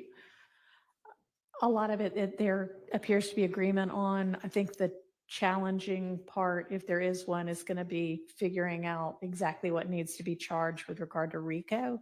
But I'm wondering, certainly in the morning before we have the jury, but maybe for a little while tonight, if we wanted to go ahead and start getting through some of that, maybe can y'all, unless there's any reason, I'd love to maybe take 45 minutes or so tonight and then get together in the morning and try to at least wrap up everything other than RICO. Does that sound reasonable? Yes, Your Honor. Okay. And then obviously I'll get a final determination after the state rests of whether the defense wants to present a case and whether the defendants want to testify and what have you. But at some point fairly soon, if there isn't going to be a defense case, we'll need to tackle the RICO. And I think that the state wanted to bring Mr. Floyd in for that part of the argument. So I don't know exactly what the timing is going to be, but give him a heads up that, you know, maybe as early as tomorrow afternoon. He's aware, Your Honor. Okay. Probably this week. Okay. All right. So y'all have got a draft that we've all been working in, the state, the defense, and the court, exchanging emails back and forth, not emails, but exchanging the document back and forth with various edits to it. for the offenses. So if we all want to pull that up.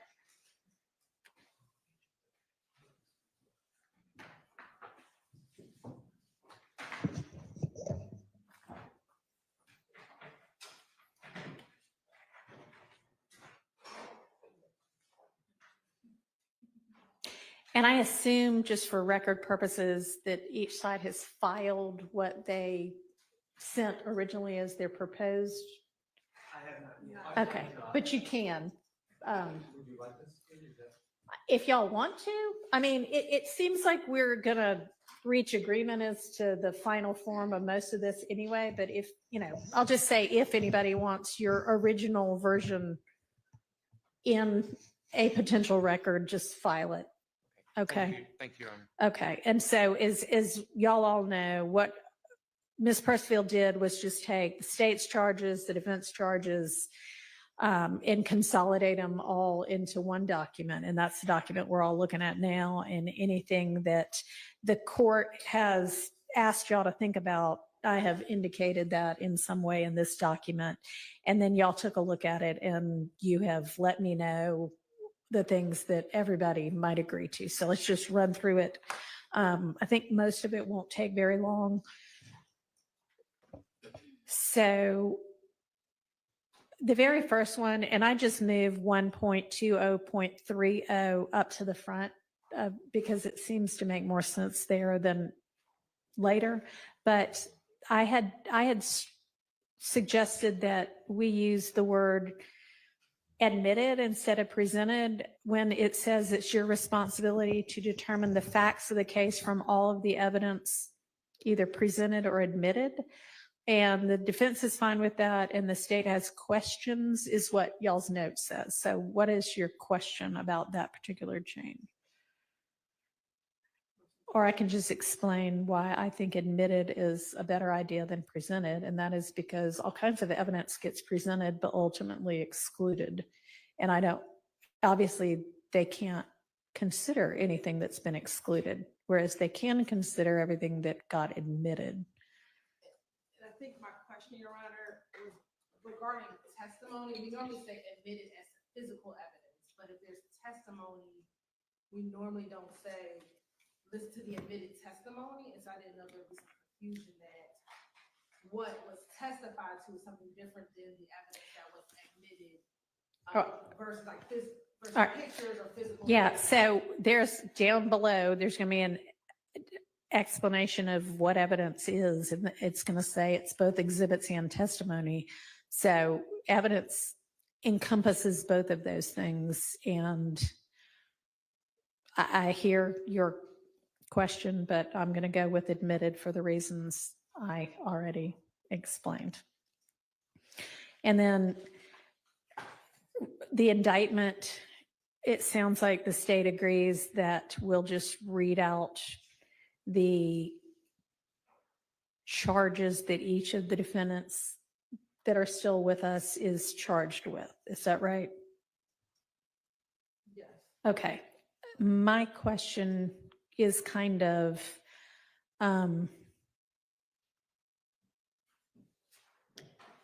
whether in reading the indictment, y'all want me to read every one of the 150 or 60 something overt acts, which I'm not particularly excited about considering they're going to have a paper copy of it out with them. Thoughts on that? Your Honor, our preference and our argument is that for count one, just the charges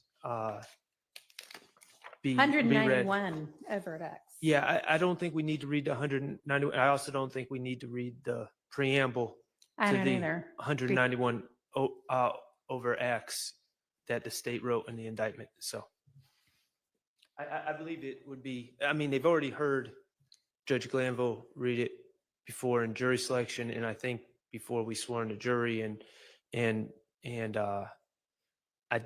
think it would be prejudicial just to. Well, continue. I don't plan to do it because they're going to have it out with them anyway. They'll be instructed about how to consider them all. I don't need to read every one of the overt acts, so I don't plan to do that. Okay. All right. 1.1, I suspect that's 10.20. Everybody agrees that's fine. 1.2010, everybody is fine with, and I had just added its pattern, except that I had just added basically like, generally speaking, these charges are going to say a defendant, but obviously you have to make a determination separately as to each defendant, and everybody seems fine with that. All right, so down towards the bottom of that particular instruction, and I'm on what's currently page 4 now, the highlighted part, it says, I had noted that this was not pattern, this particular language. And interestingly, it says acceptable to defense, but state has questions about the changes that I made. The state's the one that requested the original version of that. So I had stricken through after hearing and seeing the evidence and just changed that to after considering the evidence. I struck presented in this case because that's just surplusage. It's obviously the evidence in this case. And then I changed it is your duty to convict to you would be authorized to convict. What are the state's questions or concerns about those changes? I would need to, I believe, when this was pulled, there was language that said it is your duty, and so I need to speak with the state representative who drafted this. I know it said it is your duty. I struck through that because it's not what we say as judges ever when we're telling, every time we're talking about you can acquit or you can convict, we never as judges say it's your duty to convict. We always say it's your duty to acquit, you'd be authorized to convict. So that will be the way I'm saying that. Perry said you won't be getting back with anybody. And then, so was that your only issue with that one? Yes, Your Honor. Okay. All right, y'all are fine with grave suspicion. Y'all meaning both sides. Both sides are fine with the general charge on evidence. Y'all will put together what the stipulations are.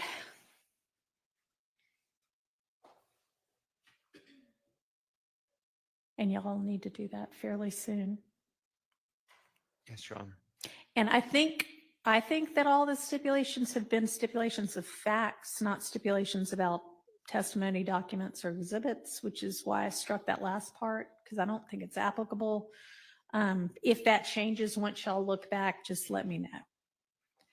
Okay, moving down to 1.30.20. As y'all all know, there's a short version and a long version of the direct and circumstantial evidence explanations.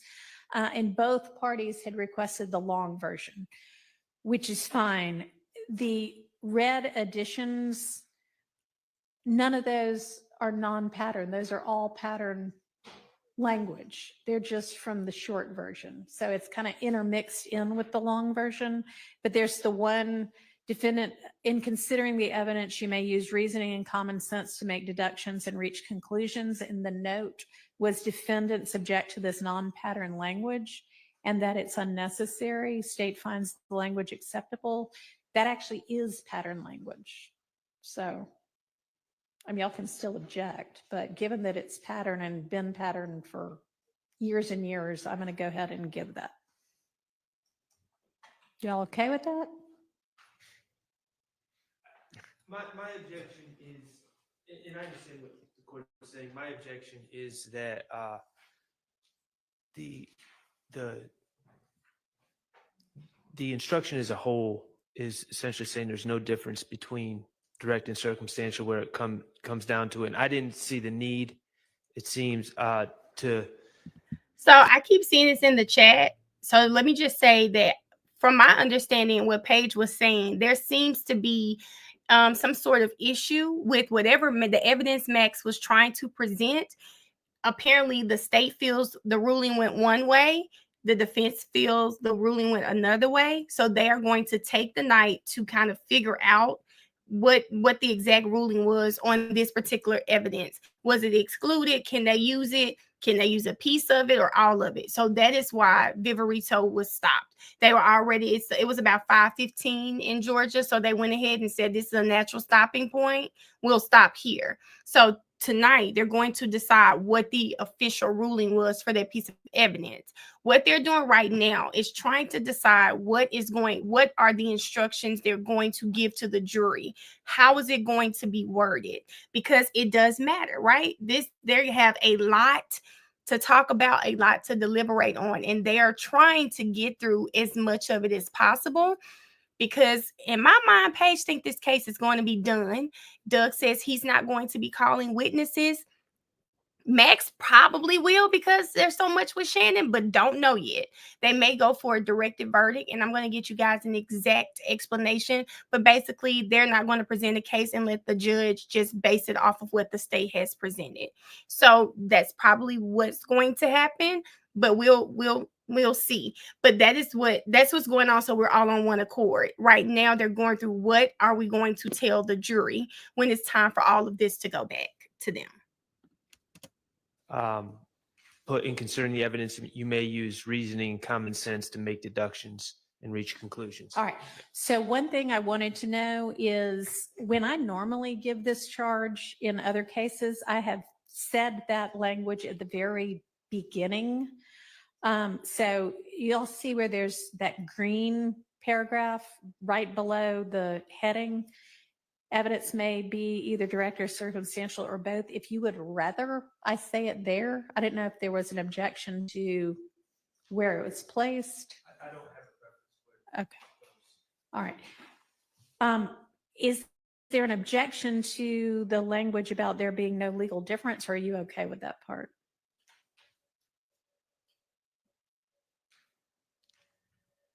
In the weight you can give to either direct or circumstantial? I'm trying to find that language. Oh, I see it now. I'm sorry. Right now, I have it at the sort of towards the bottom, but I could also do the green paragraph instead. I don't have any preference. Problem with that? Okay. Okay.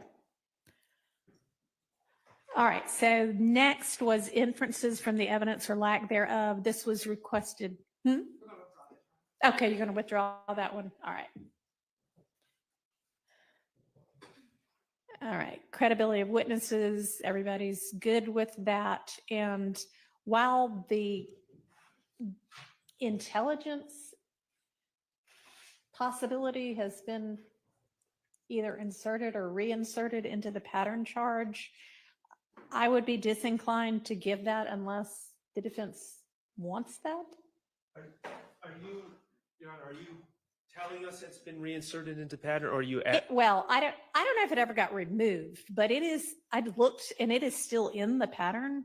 I think it's disfavored. It is definitely disfavored. So unless y'all want it, I would not want to give that. That's fine. Particular. Okay, so we will get rid of that particular quality, I guess, including that one. Okay. 13130, expert witnesses, seems fine with everybody.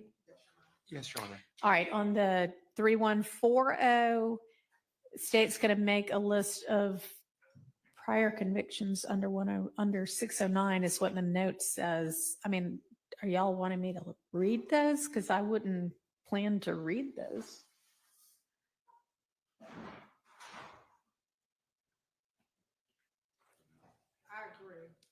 Okay, so y'all don't have to make a list of them unless you want to. So, I'm sorry, we're talking about listing the individual convictions? yeah, which they have now said they wouldn't want either, and I wouldn't do regardless. Okay, so do we have, we charge only the ones that apply. Do we have evidence offered to attack any witness's credibility with a character for untruthfulness shown by bad acts, as in specific instances of conduct? I don't know if it was introduced in that way. I can't remember. remember if Your Honor was here, Mr. Copeland was on the stand, and there was discussion about an incident where he accused a jail worker of beating him and tasing him and macing him, I believe. Okay. And then he was charged with false report of a crime, and then it was dismissed by the state, how it all came Yeah, out. yeah, I was And here so, for that. so I do believe that that would fall under 24-6-608A. Okay, so I think we would say, this may include evidence of character for untruthfulness shown by specific instances of conduct of the witness in question. Was it brought out on cross-examination? I would imagine brought out. Okay. So just not the shown by bad acts, just shown by specific instances of conduct. Okay. Do we have bias toward a party shown by specific instances of conduct?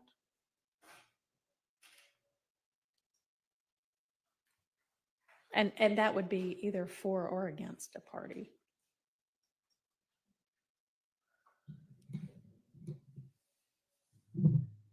If y'all both, want it, whether we have it or not, I can charge it, but. I don't recall that.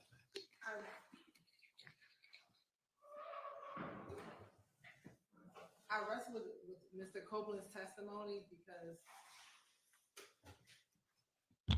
there's a lot of things that came out regarding things that Mr. Copeland did that could show bias towards a party, bias in favor of defendants.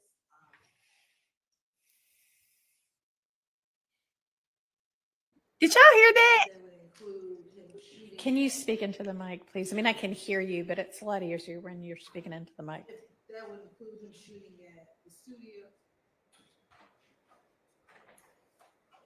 Or grab a remote movable. Before she finishes, are you guys hearing what she's saying? It's so strange to me that the state opted to put these people on the stand, okay? People they knew were at one point friends with the defendants and probably had, sorry y'all, some sort of loyalty. Hold on, let me tell him, I'll call him right back. Some sort of loyalty to the defendants, right? Now she's saying that Woody's testimony would show bias towards the defendants and talks about the studio shooting. Y'all chose to put them up there. Y'all chose to do this. Now, what are we trying to do? Now, what? Like, y'all, this was y'all decision. This was y'all's decisions. Now you want to try to work around Woody's testimony after you had that man on that stand all that damn time? Now okay, I just want to make sure y'all hearing what she's saying right now. And that's why this part is kind of interesting, because this is what the jury is going to hear. Oh, Mike. Okay, so you think, yes, there are some of those? Okay. Any objection by the defense to giving bias towards a party shown by specific instances of conduct of a witness that may relate to the witness's bias toward a party? No, you're Okay. And then obviously we have some criminal convictions. But we have definitely felony. Do we have a crime of dishonesty or making a false statement for any of them? I don't believe. All right, y'all double check with me. We can just highlight that for now. And y'all double check. I don't think we do, but okay. And then do we have character for untruthfulness shown by opinion or reputation? Other than Woody himself saying, I lie about everything. I know that's right. It's not an other witness, though. No, that's right. himself. No, I don't think so. Okay. And then we've covered the specific instances up above, right? Yes. All right.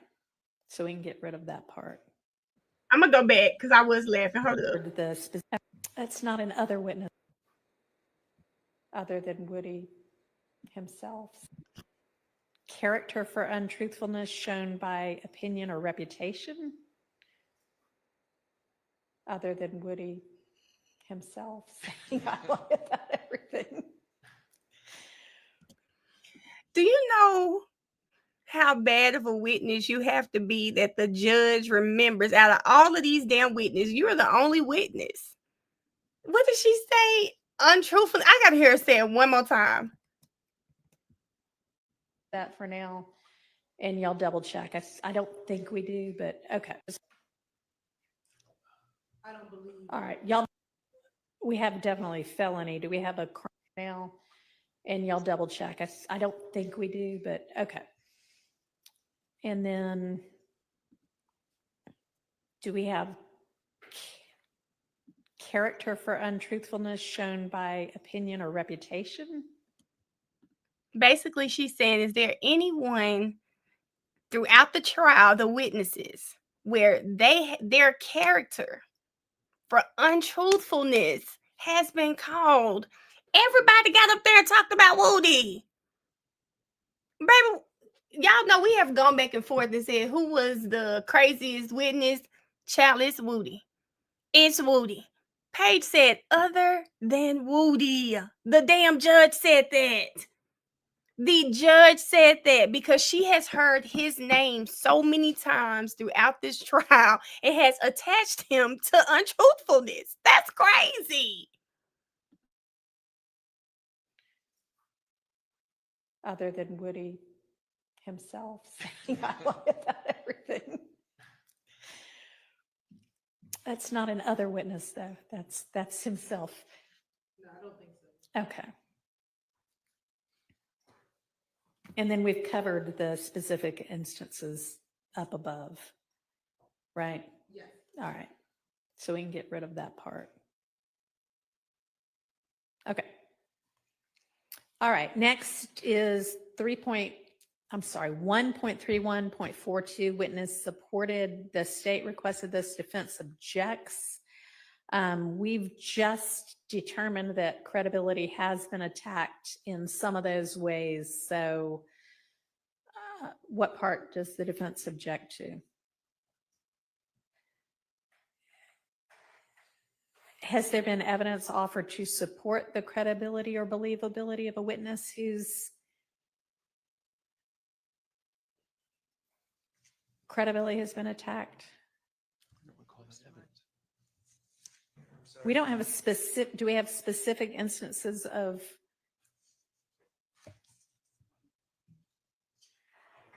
I can't truthful conduct or lack of bias? Antonio Sledge is what. Okay.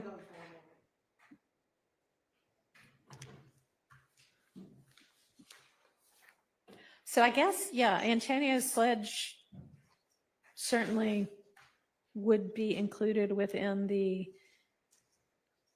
specific instances of conduct.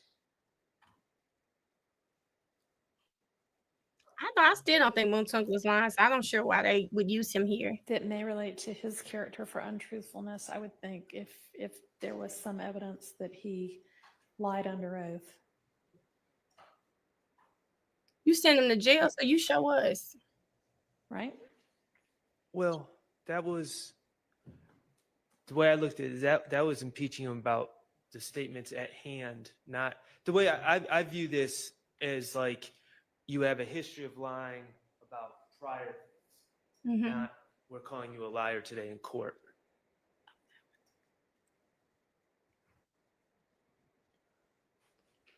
Okay, well, regardless, what is the defense objection to the 0.31.42?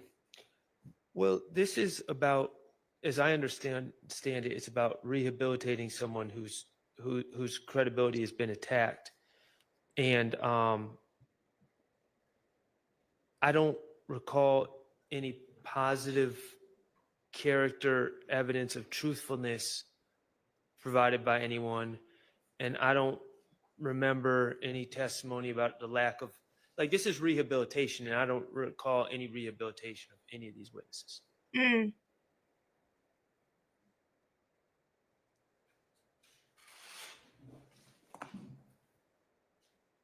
Christina, they've got to go check don't- the rulings. So has there been evidence of character for truthfulness?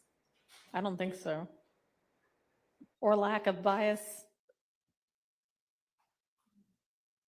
Sorry, Your Honor. No, there has not been. All right, so what I think I typically do is if those specifics don't apply, because the pattern says this would include and then gives the example of character for truthfulness or lack of bias, we can just give essentially the first sentence of that pattern without the example. So it would just say, in determining the credibility of any witness whose credibility has been attacked or challenged, and any testimony by him or her in court, you may consider, where applicable, evidence offered to support the credibility or believability of any such witness. Any objection to that?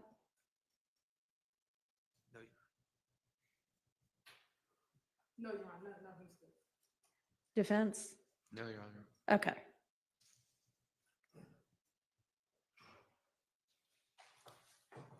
And then 13145,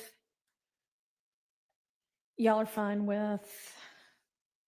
3147, y'all are fine with. 3180, everybody's fine with. Okay. 3190 and 92, y'all are fine with. What about Yeah. 90 max? This is, Well, sorry, I mean, it says state and defense agree no changes, which is why I said that. That If wa- I'm that was on- wrong, go ahead and That was let on me know. 92, Your Honor. on 90, I objected, but if this is Oh, pattern, I'm I sorry, it doesn't have any indication that you objected. I did, but maybe. Okay, that's fine. I mean, yeah, if I skip something or if the notes are wrong that Mr. Weinstein did, That would be my note taking, Your Honor. then yeah, please let me know. But and the reason I objected is I was under the impression that this was now disfavored. But if it's not disfavored now, then I was thinking about the Nagel case, and I think I was mixing up this versus the presumption of truthfulness. You might be instruction. more up on it than me, so Okay, if you, let me. if you want to take a look back at it, and if it's disfavored, then certainly we Okay. would think about, but I'm not saying it is, but I'll okay. look at it. All right, so double check on that.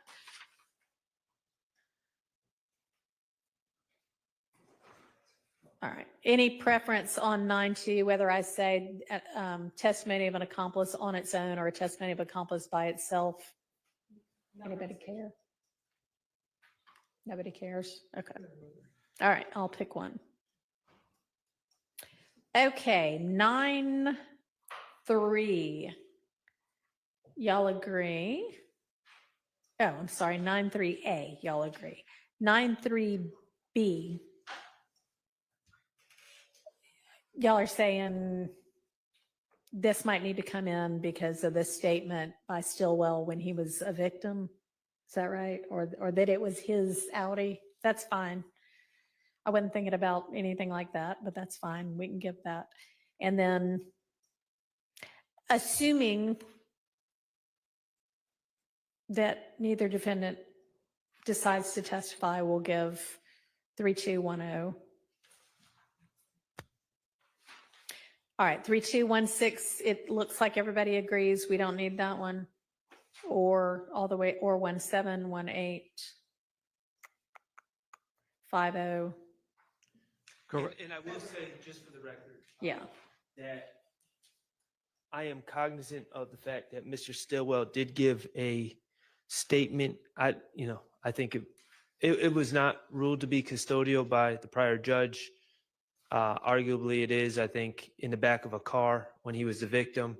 That being said, I'm not going to be arguing at all that it's not voluntary or even go down that road about proof of voluntariness or conditions precedent. So I just want the record to reflect that I'm knowledgeable about that statement, but I don't believe that these apply, and I wouldn't be making any arguments All to right, this effect. thank you. Yeah, and I'm not objecting it to being removed because All right. Mr. Kendrick's statement did not come in. Okay. Okay, and then 1.3400, everybody's fine with that as it reads right now. 1.3420, prior difficulties. I had asked, do we have this? And it says defense does not believe this needs to come in. State believes Copeland's prior statements might necessitate this instruction. Yes, Your Honor. So in Mr. Copeland's statement to the police, specifically his June statement, he discusses that at the time when he does a statement around June of 2015, that he thought that Mr. Williams was trying to, even though this Mr. Williams is not here anymore, but he did discuss that Mr. Williams, he thought was trying to kill him at the time, trying to harm him. And so we were thinking about that as far as prior difficulties. And that's what I was thinking of. Okay. Damn. All right. So this charge would talk about evidence of prior difficulties or lack thereof between a defendant and somebody else. And our only two defendants are Mr. Kendrick and Mr. Stillwell. Exactly. So given that, what are your thoughts? She knew better when she stood up, though. He did say, Woody did say that, Ty. Yeah, she knew when she stood up. There are portions where he talks about where Mr. Copeland does discuss in that same statement his challenges with Mr. Stillwell at the time. And when I say at the time, I mean in 2015. It's not as profound as when he talks about Mr. Williams, Your Honor, but there is some evidence, at least through that statement, that at the time back in 2015, specifically June of 2015, that his relationship with Mr. Stillwell was not the same as it had been previously. All right. And if that were the case, then it would read evidence of prior difficulties between a defendant, I guess, and a witness have been admitted for the sole purpose of illustrating, if it does, the state of feeling between the defendant and the witness. Whether this evidence illustrates such matters is solely a matter for you, the jury, to determine, but you're not to consider such evidence for any other purpose. I still don't believe that we need that, Your Honor, especially because Mr. Kendrick is not involved in that alleged dispute. I just think it makes it really confusing.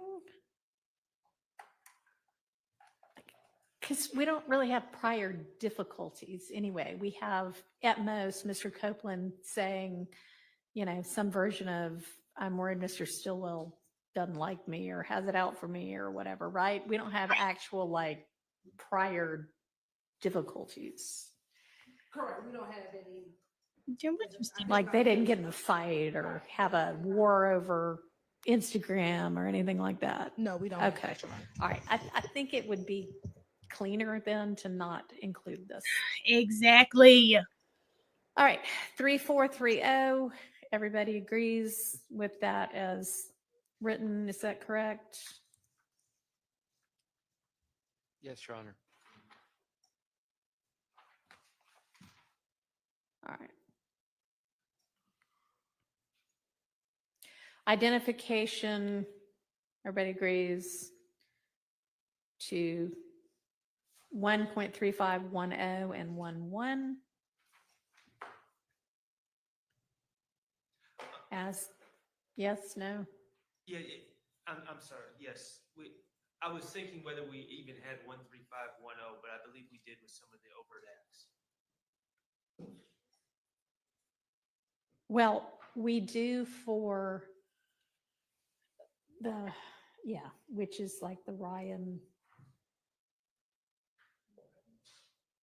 murder that he's been convicted of. And There was an incident at a gas station on Jonesboro Road, I believe it was. Okay.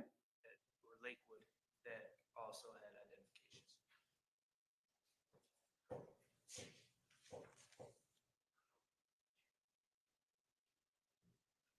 Okay, so on 1-1 though, we were talking about, normally that's talking about identifying a defendant as a perpetrator, which is not, we're talking about, do we have a defendant being identified as a perpetrator of any crimes either of them has been charged with, or are we just talking about overt acts?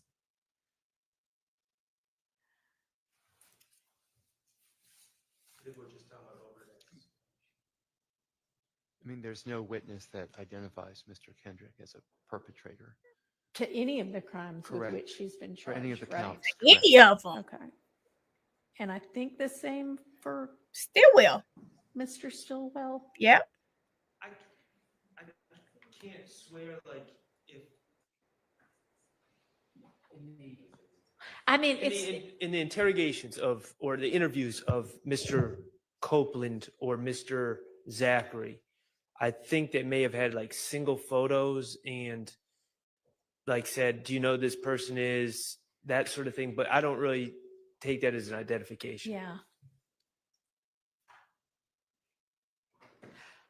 Right. What I'm trying to parse for myself is on 1-1, do we just say sufficiently identify the defendant beyond a reasonable doubt as the perpetrator of any of the crimes with which he is charged, which is like actually language that I added instead of, it normally reads beyond a reasonable doubt as the perpetrator. But if we're also need for them to consider, did some alleged co-conspirator commit some other overt act? And we do have eyewitness identification of potential co-conspirators committing overt acts, then I think probably let's just say. it's not really identifying the defendant then. It's No, like we- identifying like any alleged co-conspirator. The language would need to change in that case.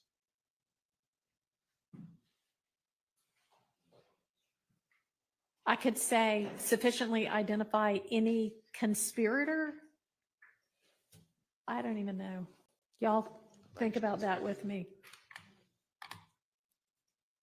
Because or we could say the defendant and then like also do another explanation for overt acts. Or not say anything at all. We need to come back to this one.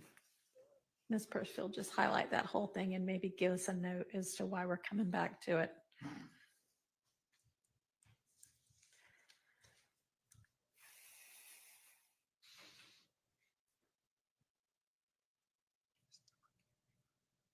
All right, everybody agrees the fingerprint one is unnecessary. And on the DNA, we left that with y'all's notes say that the state and the defense agree that this is probably unnecessary, but the state is double checking. What'd y'all come up with? I had actually double checked. Okay, well, double check, but I don't think there's any DNA evidence. Now she know damn well. One I could think of was there was Now they know damn well we hadn't seen any real evidence. We're gonna hear what Max is about to say, but DNA evidence, the only thing I can remember is the fingerprint from well, that's not even DNA, that's a fingerprint. So okay. Now Hilton, she's pushing it, y'all. The lady is pushing it.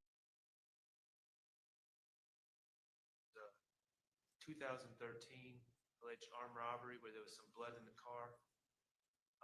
But I don't know. Did y'all have a DNA expert come say that blood belongs to anybody? No. Okay, well then we don't have DNA evidence. Although I'll leave it in until the state double checks. All right, 1.40.10, y'all are fine with it being said a crime occurs when the law is violated by a defendant's intentional action? Yes. Okay.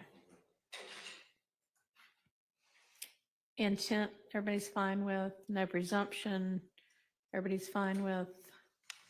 Presumptions and inferences, 1.41.12. Defense says it's inapplicable. It's not inapplicable. I mean, it's Well- always true. It is always true. I don't think it's necessarily tailored to this case. I don't believe that that is going to be an issue at all about mental states, or there's going to be no mental defense. Okay, I see what you mean by that. Thoughts on this?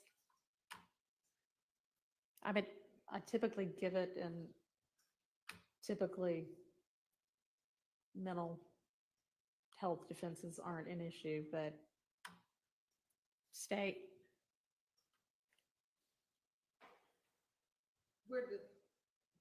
We don't think we need, however, we don't know what arguments may prevail if. All right, I'll just leave it in. Okay. 1.42.10, parties to a crime, requested by the state, and the defense, it says the defense does not object if this is tailored to the Donovan Thomas murder only. That would be interesting.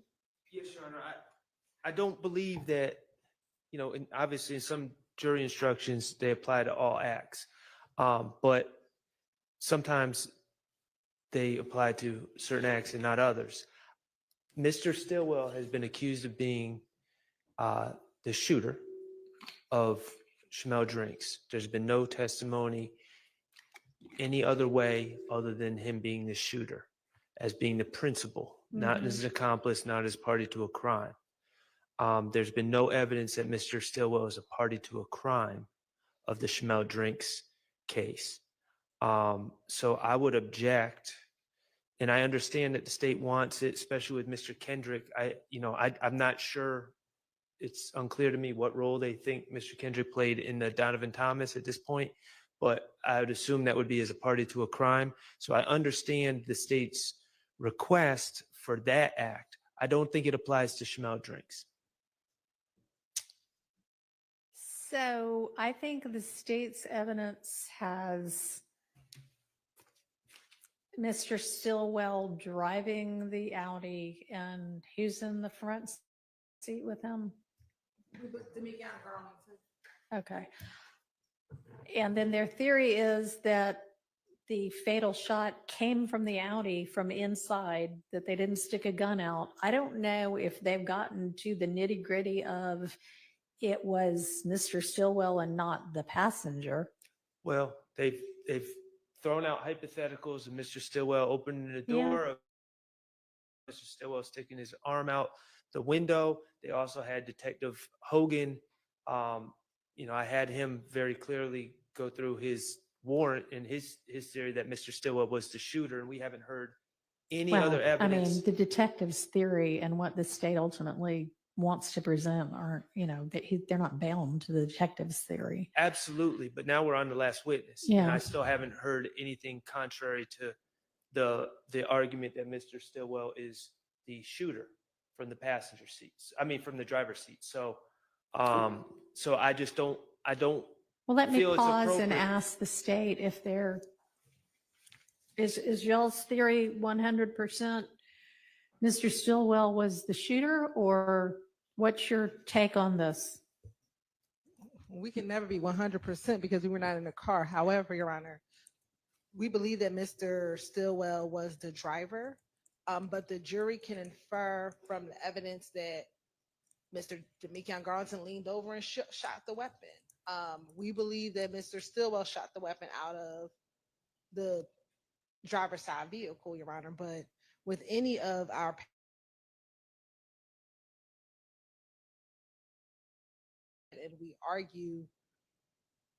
and we argue based upon what the charges are. So we would ask that 1.42.1 to not be specified for any charge, but that it is a jury charge that is just read to the jury, not specified to a specific count in the indictment. I mean, I've never given parties to a crime and said this only applies to which doesn't mean it can't be given that way, but I've never even like been presented with that argument. And frankly, well,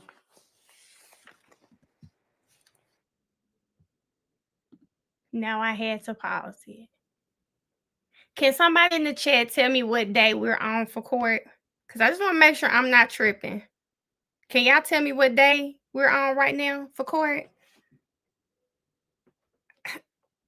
I make sure I'm not tripping because, you know I did have a couple drinks when I was in Nashville this weekend. So maybe I'm still under the influence. We're on day 162. We've heard tons of evidence about the Shamil Drinks murder. How the hell the judge don't know what the state's theory is? Y'all get what I'm saying? How does the judge, okay?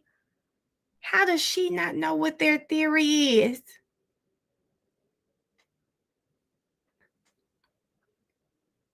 And I ain't drink that much, y'all, okay? I ain't drink that much. So I should be good today. I should be good. But Paige is sitting on the stand asking the state, is that y'all theory? That Shannon pulled the trigger? Hilton get the stuttering?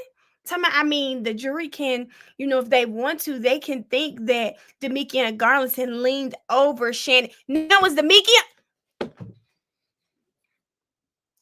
So are we back to we don't know who killed Shamil Drinks? I just want to know if the chat, can y'all put a 1 in the chat if y'all think we back to, which I've been feeling this, we don't know. Do y'all think this is going to be an unsolved murder because the state totally missed that third car? And I'm not going to go on my rant about the third car again. Okay, it's not just me. Okay, it's not. So you guys are letting me know and affirming, Mel, you're not still drunk. You're good. Those little 2 drinks didn't hurt you. You're good today. You're good. You're well rested. Your mind is working completely the way it should be. Paige just literally asked these people, what's your theory? And remember, she used to be a prosecutor. Clock that one. Crazy. okay. I hear and understand the objection, but I'm not gonna limit it.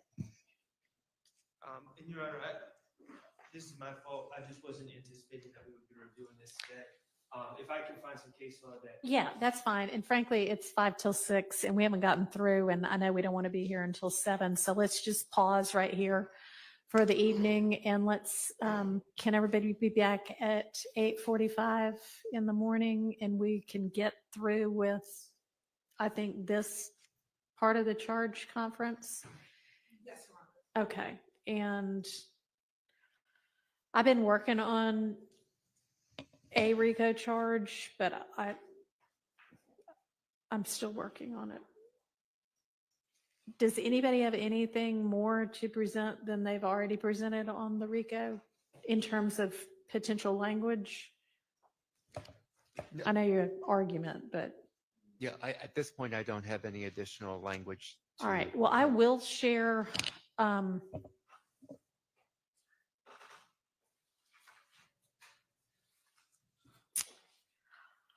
So as the pattern jury instructions have been updated in plain language, and not all of them have yet, but like, for instance, murder has. And so now it reads, the state must prove 1, 2, 3 or whatever. And it's been done for a lot of those. There's been a move towards that. There is no pattern for RICO, but what I am trying to do is put the RICO charge in that same kind of format. The state must prove A, B, C, D, E, F elements.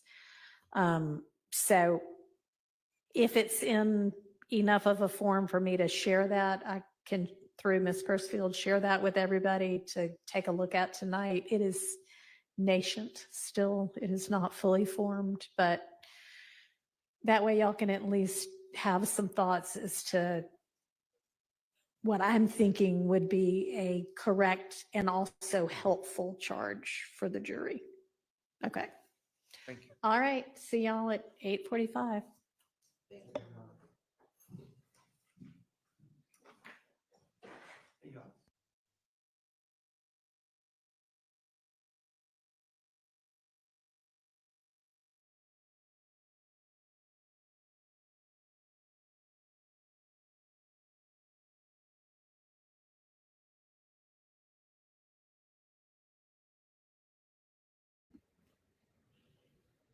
Now, child, what the whole hell is going on, baby? If the damn judge don't know the theory, I know the jury don't. Exactly. Yeah, I'm trying to catch up because I did not realize I wasn't catching up on all of the comments. No, Rico.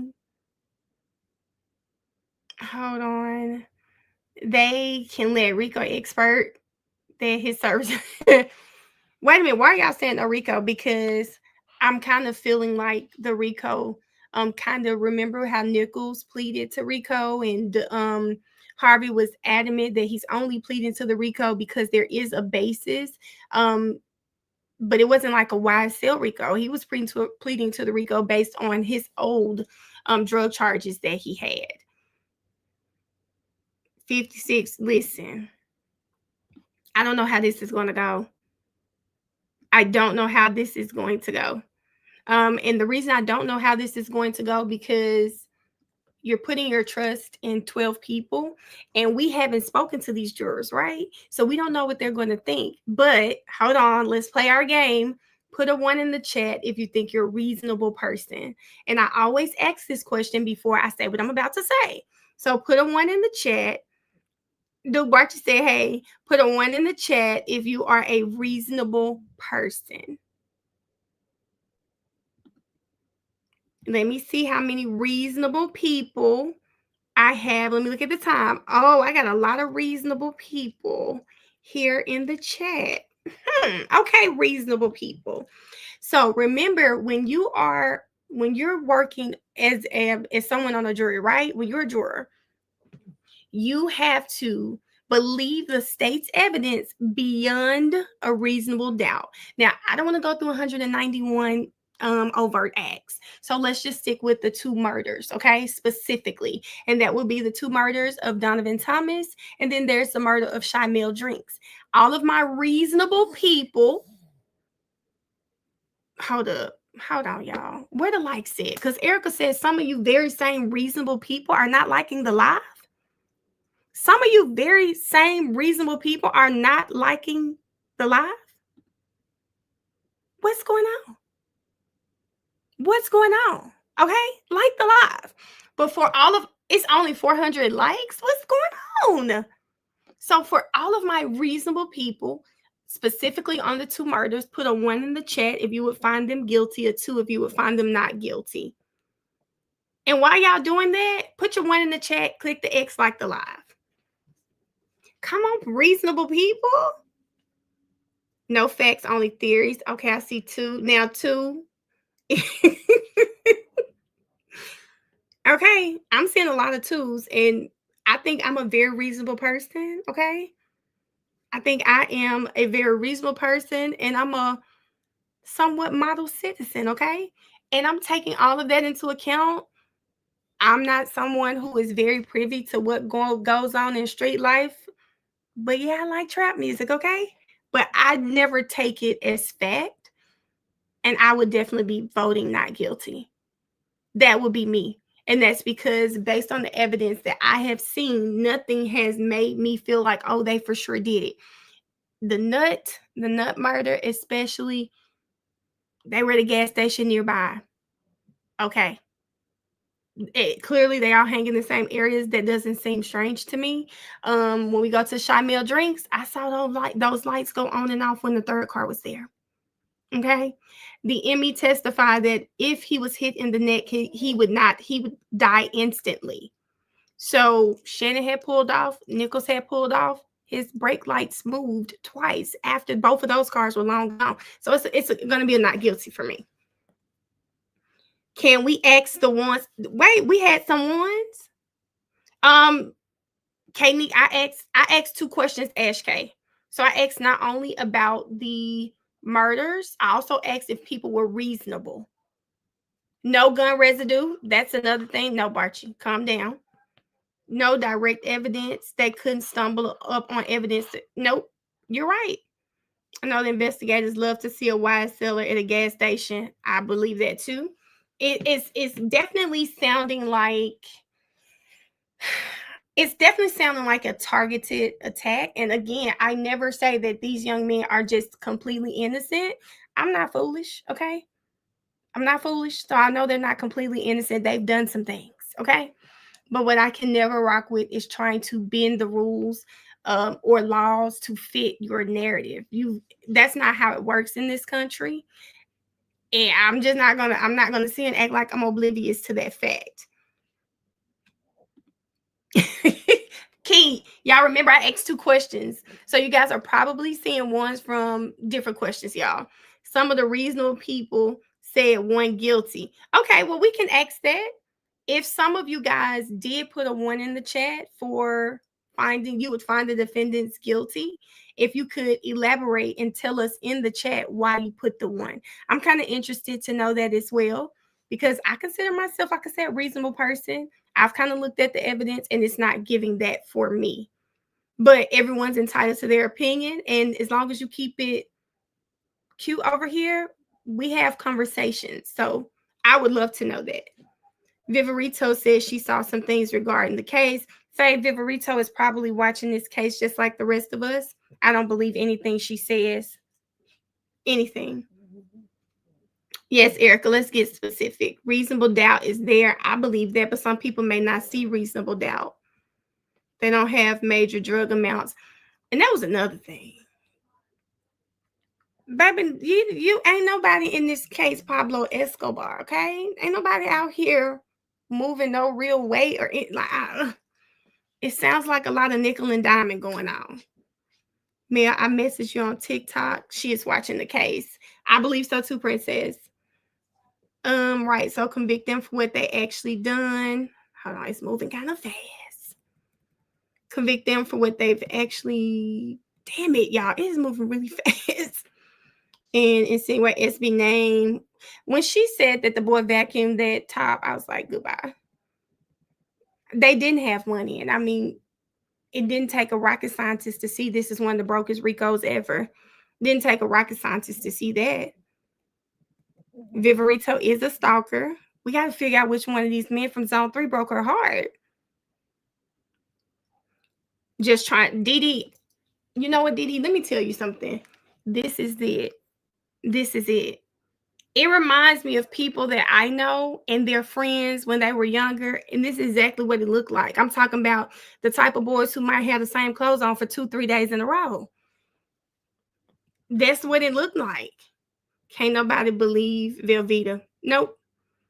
Not. So Lacey Ann says no for the murders. Here barely saw count 1. You cannot tell me they was taking orders from somebody. So Key, here's the only thing with Rico in Georgia. You have to remember that with Rico, one person can literally be the enterprise. That's why they talk about trying to make changes to Georgia's Rico. One person can be the enterprise. I'm her. No, ma'am. No financial records. She did. It was a lot today. They sold drugs and they were in a gang. That's about it. Well, Dominique, friend, did you hear Viverito when Doug Weinstein specifically asked her? Because it really does feel like, just like this Rico was a catch-all be-all, it feels like the whole hybrid gang is a way that they lump people together. Because there's no way all these people could be in all of these different gangs. YSL has always come off to me kind of like my neighborhood that I'm from. You go outside and you claim your neighborhood, right? Or you claim whatever group of friends you're in, right? But outside of your group of friends, you might be in the gang. YSL has always come off to me that way. Yeah, they might move like a gang, but it's not a traditional gang. And Doug Weinstein did really great to have her say that on the stand. She also mentioned there's no hierarchy. So if there is no hierarchy, how could Thug be the leader? You know? So I'm not in these people's personal lives. I don't know what exactly happened. I can only go based off of the evidence that's being shown in court. So, and Viverito literally said that on the stand. I think V did some illegal stuff with those IG posts. K, I believe so too. She was stalking. And if she wasn't a police officer, could she be charged with stalking? She probably should be. Getting her back for somebody. If we have some ones in the chat, we might get a 1 in the jury room. Exactly. That's why we asked the question, are you reasonable? Because if we're reasonable, you'll be a perfect juror.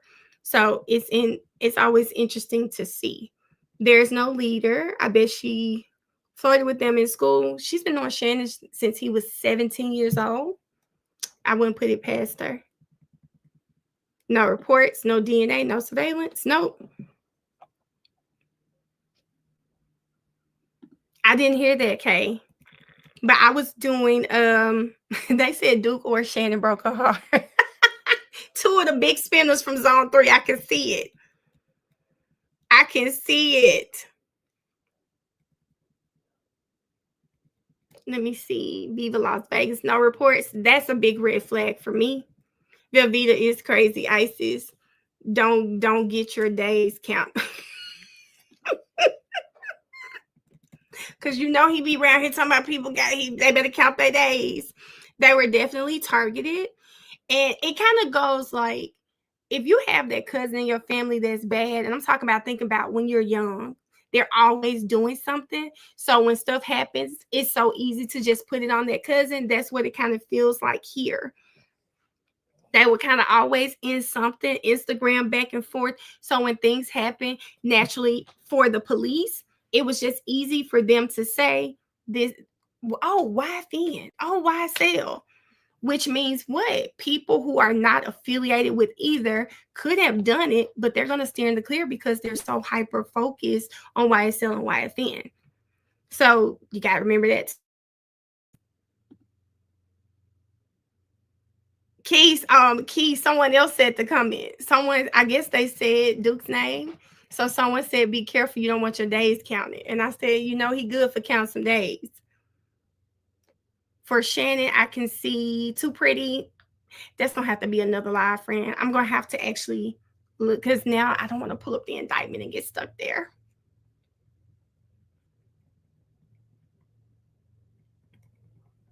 Let me see. Who wears shirts to courts per D. Williams on Taylor and Attorney Yates Live? Well, I'm telling you, he was over it. He seemed to be over it. I know she hate Woody. I don't know. She might secretly love Woody. The Carlos, I never really got into him, me personally. Like, people would send me his stuff, but I have tried throughout this trial to kind of stick to what's being presented in court and not deal with any of the outside noise, just because I don't want to like taint how I'm looking at evidence, you know? So I never really got into it because I feel like, well, why did the state leave that out? Maybe it wasn't important. So I just didn't.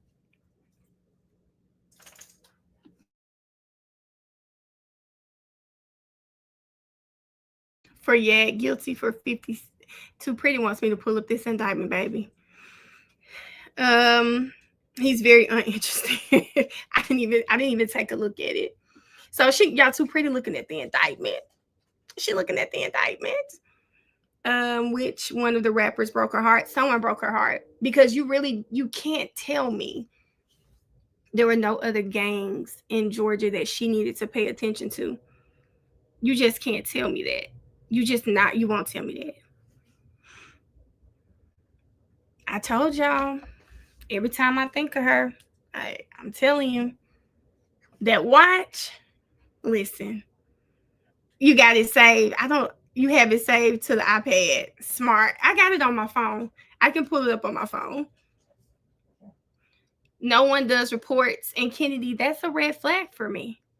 No one is doing reports. I just think that's, I don't know how police, it's going back to Thorpe in his recycled notebooks that he used. How is that possible? I don't know.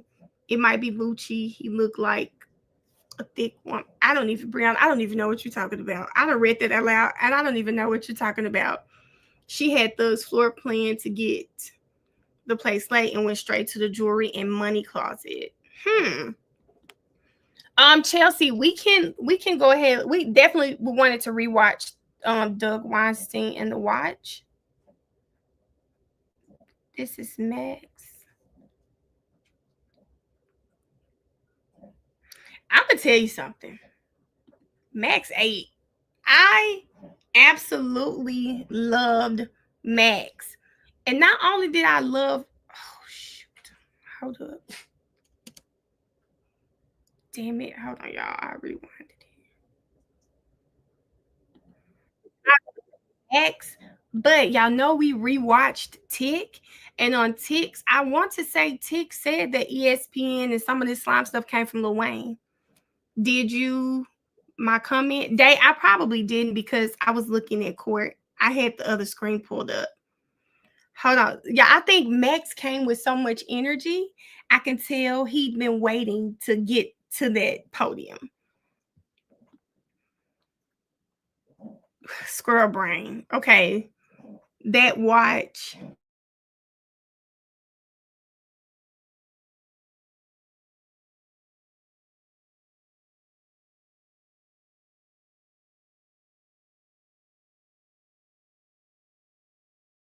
Listen, I'm telling you, it Key, I'm not even joking. It's definitely giving obsessed sitting up in your home late night. This lady said this was a 24/7 job.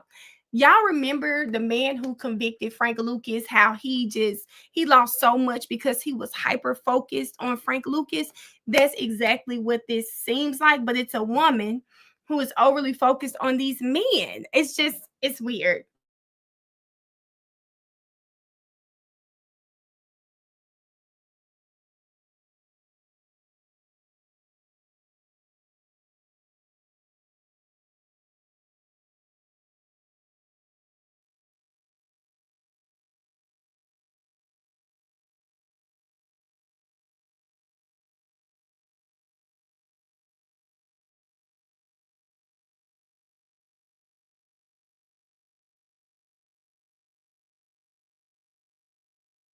Yes, You see his arm there, correct? I do.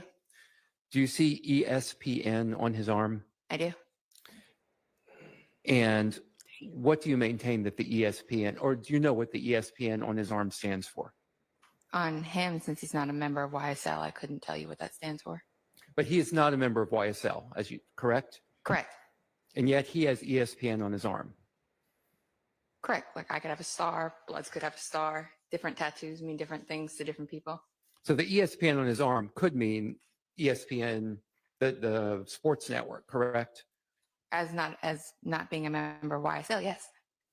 So if you're a member of YSL and you have ESPN on your arm, are you saying the only thing it could possibly mean is your interpretation of ESPN? That's what I've seen it mean thus far with members of YSL. And that's the only thing you believe it could mean? As far as members of YSL, yes. So the fact that my client was a football star at Grady. Okay. Do you know if my client played football at Grady? I do now. Do you know my client got a scholarship to University of Georgia as a football player? I have to stop here because y'all know, like in the last year, I'm all into football now. So I said, Yak had a scholarship to go play for Georgia. You know, when it comes to all of these young men on trial, I'm always interested in not so much the rap career, but kind of how did we get here? What was going on in your life? Now I want to know what happened. Like what happened with Yak that he didn't see the scholarship through? Did he go to school? Stop? What was going on? So when I heard that, my first thing was, why didn't Yak go play for Georgia? That was my first question. Why didn't he go play for Georgia?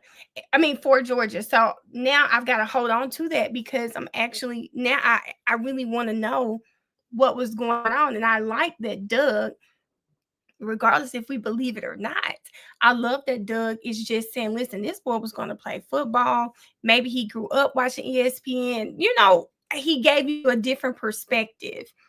He was a star cornerback. No. College didn't have NIL, Erica, but they did have scholarships. It might be money. I get why Erica said that now. Another perspective. I get that.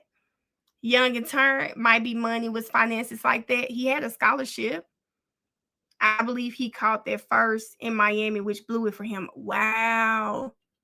I want to dig into that. I love to know more about his more about football and what happened there.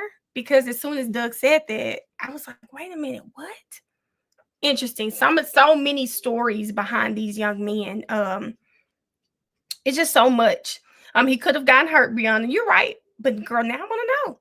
It's so many talents. There's so many stories behind everybody's life. So yeah, when he said that, it definitely caught my attention. I'm asking if she knows it. Sustained. You can ask if she knows whether it's true or not. Do you know if my client got a scholarship to the University of heard- Georgia? Friend, did you used to play sports too? I'm trying to ask my friend if he used to play sports. I'll send you the interview. Please send it to me on you can send it wherever. Just tell me where you send it so that I know to go look for it. They said Thug was a dog also in football. What? And got kicked out of school. He's smart. He got a what? Ash, don't be messy in the chat, friend. The hate for people to see positive sides of these men. CC, I agree. Okay, he got an essay charge. Who got the essay charge? Are y'all talking about Yak Seal? What? It was a bogus charge. Oh my God, don't piss me off on this live. Oh, don't piss me off on this live. Y'all cool in the chat? I'm trying to figure out if everybody's okay in the chat because it's kind of giving. I don't know what is given in the chat, but y'all. Okay, let me go up and see. Thank y'all for helping with these comments, Brianna. Yes, I was so mad for him. What? Don't piss me off. Do not piss me off, y'all. I just saw the comment, Brianna. Too pretty. It's what I did not know. I didn't know this either. Ty, it's kind of giving y'all not okay in the chat, and I'm just not sure how to feel about the chat. I thought we left all the foolishness in last week. Why we bring it into this week? Y'all, Yak was on top of it, baby. Yak was sending them damn sticky notes. See if the situation involved a white girl. That explains why the last was so obsessed. Man, I didn't know that, y'all. Damn, that just pissed me off. Oh, that just pissed me off so bad. That. You've heard that. Okay. And so would you find it surprising that someone that got a football scholarship to the University of Georgia might like ESPN, the network? I mean, they could like it, but I don't know if I'm sure he likes other TV channels also that aren't tattooed on him. So if it's tattooed on you, it must mean ESPN, that you're a member of YSL. You just said that Dwayne Carter has ESPN on his arm, but he's not a member of YSL. Sustained. You just said that ESPN on Lil Wayne is not a YSL insignia, correct? Correct. Like I could say, you can see a college sorority girl with a star tattoo on her, right? And then you can go down to the prison and see members of blood gangs with 5-point stars tattooed on them. It's going to have, we look at everything on an individual basis. So I can't make that determination. When it comes to YSL members, when you see ESPN associated with a YSL member, I have not seen it mean of anything other than every song play nasty. And you said you could see a sorority girl with a star on her, correct? Correct. And you could see a University of Georgia football player with ESPN on their arm too, correct? Correct, but they're both not members of a blood gang or YSL. Okay. Mr. Kokomo, can I get you to come up? May I approach again, Your Honor? Holly, I don't think he asks when he exactly gets the tattoo. And y'all, if y'all find the Yak interview, I'll stop this live once we're done with this watching cross. because we'll watch it. We're just gonna watch Doug, and then I'll pull up the interview, and we can watch it together if you guys would like to.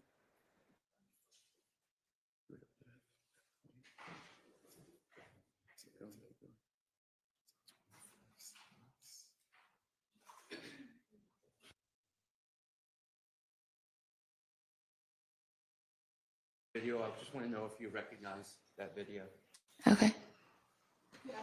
Oh, yeah, I'm sorry. I apologize.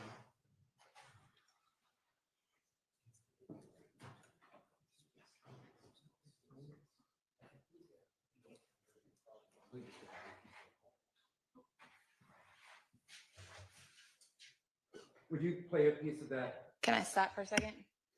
Is that going to show my face on camera? No, we're not gonna. Okay, I just I'm wanna not make- gonna. I'm not I gonna just want to make sure. Y'all know what? I gotta clip this. Actually, TikTok been hating on me with the clip, so I'm not gonna clip it, but I might clip it and put it on Twitter because I really want to know where is the anxiety coming from with being shown on camera. Like, where's the anxiety coming with her and Gaither? Where is this coming from? It's just crazy. Sounds like that's the same lady who came to the jail cell talking about she know me.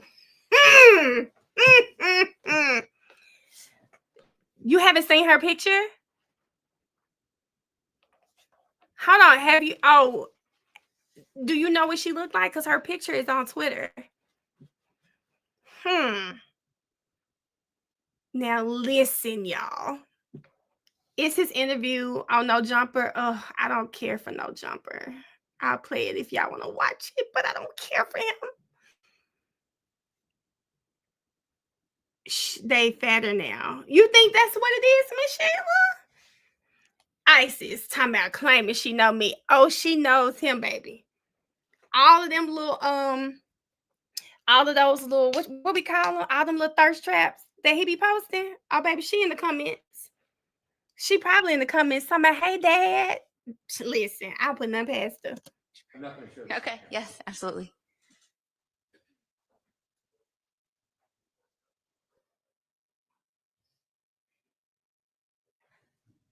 In love with a spinner is crazy. Do you recognize that video? I do. I'm not going to publish this video, but I'd like to introduce DK15 into evidence.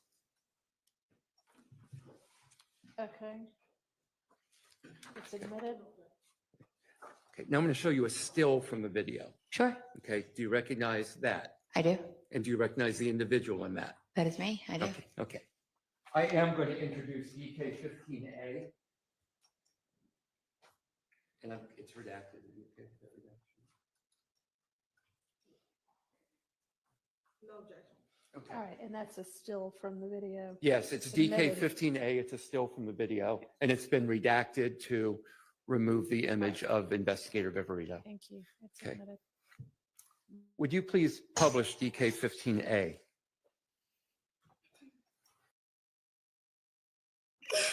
7. Y'all, 7. I don't know, for those of you that are new here, 7 is an author, right? And she actually is from the area. So 7 said the name of her next book is going to be In Love with a Zone 3 Spinner. 7, are you going to get some like expert opinion? Are you going to have some of the women who've actually dealt with some of these Zone 3 spinners? Because I'm telling you, it's a book I'd buy. I'd love to hear some stories. I'm really feeling like take my car and leave me at work all day is probably going to be a common theme. Please let me know. I would buy the book, 7. Okay. Who is in this still image from DK15? That is me. Okay. Do you recall when this was taken? That was on March 9th of 2020. I'm sorry, May 9th of 2022 And where was it taken? at 355 Allison Drive, Northeast Atlanta, Georgia, 30342. And whose home was that at the time? The home of Jeffrey Williams. And where in the home are you? Should be the master bedroom closet leading to the bathroom. And in the video that you watched, which I'm not publishing again because it has your image on it. Correct. What are you doing at that point in the video? We're inventorying the jewelry and items that are in the home. Okay. And is this image that is taken that's part of your inventorying procedure in the home? Is that correct? It's a documentation procedure, yes. Okay. And do you recognize what you're holding in your hand in this still image? I do. And what are you holding in your hand? A watch of some sort. Okay. Do you know if do you recognize that as a Richard Mille watch? I guess, yes. And that's a pink watch, correct? It's pink and either pink and light pink or pink and white, yes. It's a pink band, correct? Correct. And it has a white ceramic, I'll call it the body of the watch. White, yeah, I guess it's white if you say so, yes. Okay. After you took this image and you did this inventorying process, where did the watch go after this? If you watch the video in its entirety, we're inventorying everything in the closet. There's a bunch of small boxes everywhere. So if you watch the video in its entirety, you take it and the watch is photographed like this, box is closed, it's taken and put up on the shelf in the upper left-hand corner, and the inventorying continues. And then jewelry starts getting packed up and getting ready for the evidence team to come and take it down to property. Okay. Since November the 4th of this year, have you spoken to the state about this particular watch, the pink watch with the white band that I've been calling the Richard Mille or Richard Mille watch? To the state, no, but I've seen the Twitter coverage of it going missing or whatever you want to. Maybe. Well, no, I mean, there's a camera in here. They know that it's. I'm trying to understand why did Paige get so pissed? Talking about, oh, there's a camera here, because she is an officer. This renowned officer who knows that she shouldn't be watching anything that has to do with this trial. And for coverage of this trial to come on your Twitter feed, y'all know how Twitter works now. You like one damn thing, you're going to have 50 posts of it on your page. So she's either going and searching for the information, or her algorithm is YSL Trial. You don't just talk about this watch out the blue. So I'm not sure why Paige let that. Well, I know why Paige let it slide. She does not want to end this trial, but this lady has definitely been watching this trial, and that right there proved it. It's being live streamed. You just are not supposed to be watching it. Oh. And you asked that in the evidence. So Well, just keep moving. I wasn't watching the trial, but my name. Don't worry about it. Okay. Just keep moving. Okay. Unless you need to approach about something else. No, that's fine. Okay. Okay. So tell me, and I'd like to know about this. Tell me, in the whatever coverage you saw, what did you learn about this watch that came up in this trial? Sustained. Well, yeah, sustained. Okay. So after this watch was inventoried and you left it for, I'm sorry, who did you say takes the watch after the inventorying process? So if you watch the video in its entirety. Which I can't show here, but right. Go ahead. But if you watched it. Did y'all hear how messy Doug was just then? Doug said, which I can't show here. Why can't he show the video in its entirety?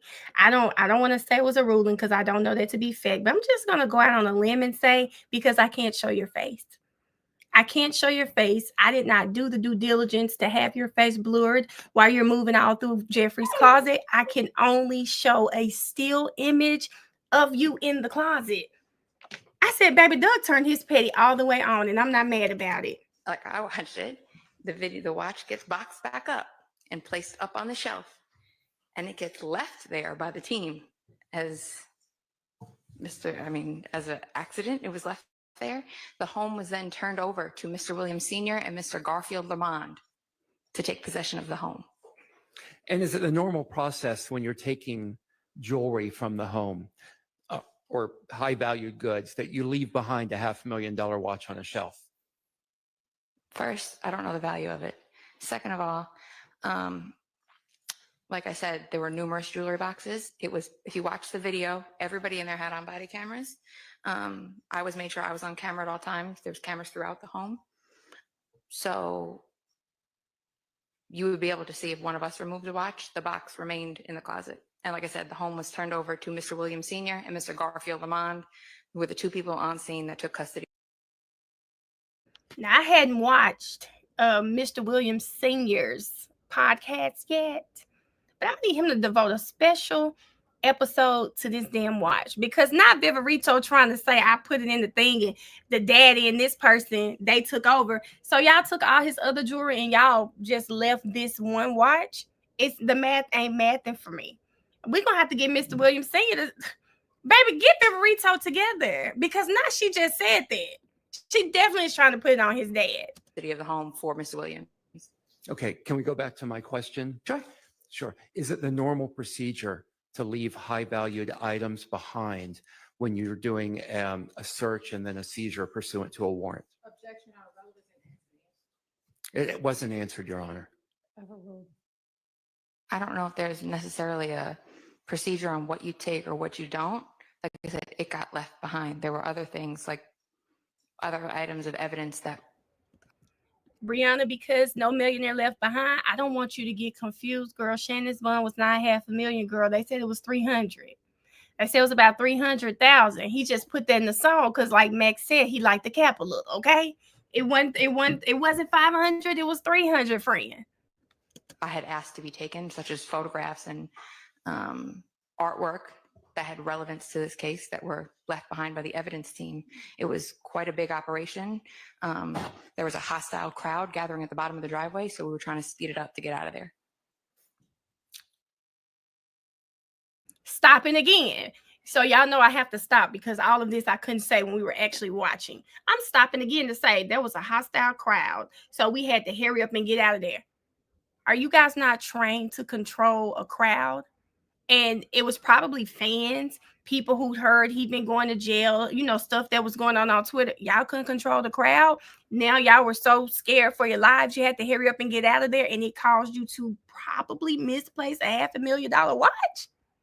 Viverito, what kind of fool you take us for?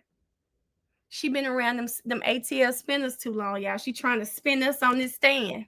So are you telling me that law enforcement has no procedure with what you do with high value items that are subject to a seizure warrant? Objection out of relevance. It's asked and answered at this point. Okay. So the watch you say was left behind. What else wasn't done according to your instructions at the home that day? I believe there were two pieces of artwork that were, one was Mr. Williams in a general uniform with snakes on his arm, and then one was Mr. Williams as like the Jesus at the Last Supper with all the people around him that I thought were relevant that were not taken. And like I said, it started to get pretty hostile out there, so we were trying to speed things up. You said that there were many. How many of y'all, I don't know if she's saying Thug was at the head of the table covered in snakes and then it was the Last Supper, but damn it, how many people in this chat have family members that have some type of picture that is either recreating the Last Supper, or it actually just shows the Last Supper? That's so common. I don't know about other races, but in black households, that is common as hell. Common as hell. Do y'all remember on Bad Boys 2? Remember when the dude had his house in Cuba? He had himself at the head of the table like the Last Supper. Probably a bad reference, but I'm just saying people be obsessed with the Last Supper. Okay? People with body cams in the Correct. home at the time. How many people approximately at the time of this raid of the home, let's call it that, were wearing body cams? Almost everybody. And did these body cams capture Mr. Kendrick within the home? I believe they caught Mr. Kendrick running from the home. That's not the question I asked. They caught him outside of the home. I don't know how to better come answer Well, the question. it's either a yes, no. No. Is there body cam image of Mr. Kendrick within Mr. Williams' home? The body camera image I saw was him running from the home. Is there body cam image of No. Mr. Answer Williams yes or no, and then you can explain. in the home? I haven't reviewed it, all of the entry team's body camera, but no. Did you see Mr. Kendrick in Mr. Williams' home? On that, by the time I arrived at the location, the entry was already made.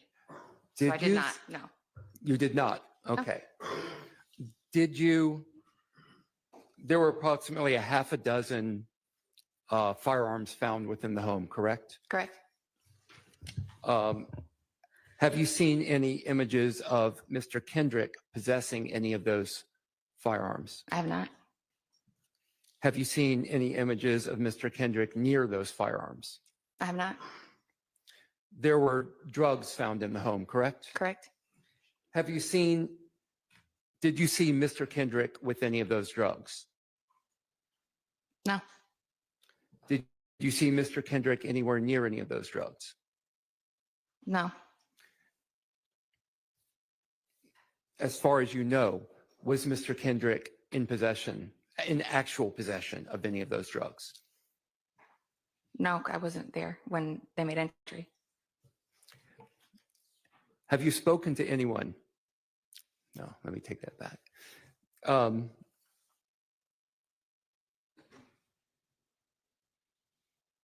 Did you speak to Mr. Kendrick at all at that time? I did not. Okay. As far as you know, did Mr. Kendrick have any of those drugs? As far as you know. As far as I know, no. And as far as you know, This is why I love after court. We can stop and chit chat. So I'm her.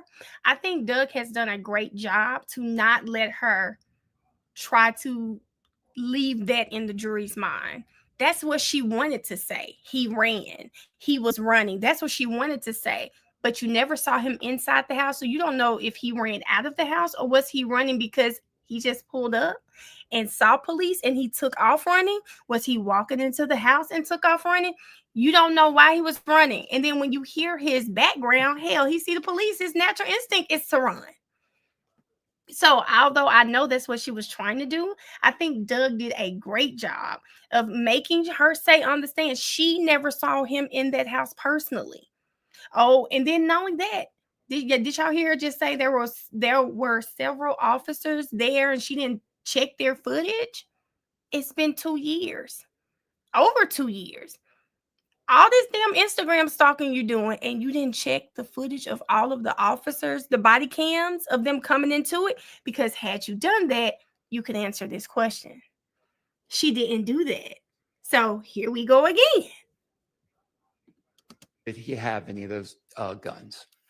I just know he was in the home where they were located at some point that day. Okay. Let's talk about the mob ties video for just a moment. Yes.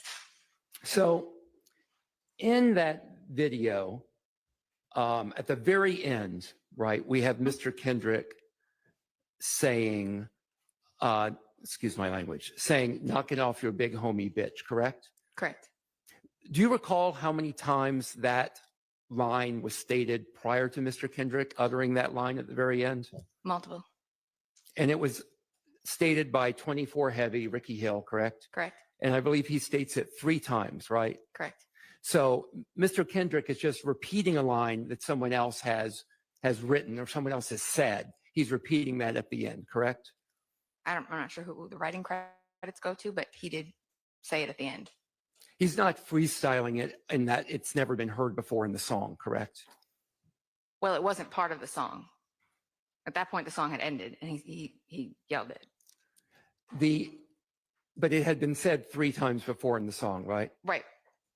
So you're aware there's post-editing that lines can be put into music after the song is recorded, correct? Right, but the context of how he was saying, the way he said it wasn't going along with the song.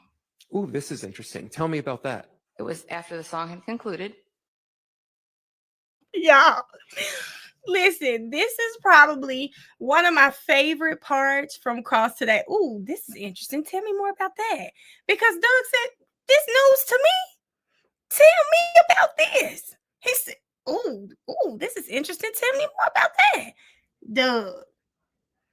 Doug, because y'all know what? I hope the jury sees just like us. This lady is full of okay?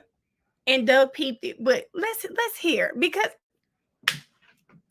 I don't care. If you're writing music, even if he's talking, it's kind of like an outro. It's still a part of the song. As long as the minutes are going on the song, it is a part of the song.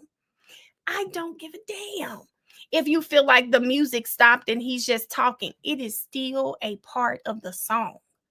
Like, I'm not sure why that's so hard for her to comprehend or for her to acknowledge. It is still part of the song. As long as you see some time moving, it's all in one damn song. And all I'm gonna say when I tell you about this girl, the end of the song, did you hear him talking at the end of it? It's still the song. So her trying to say the song stopped and then he was talking was just ridiculous to me. Just ridiculous. And he kind of yelled it out with Miss Raven, and I forgot who else was with him.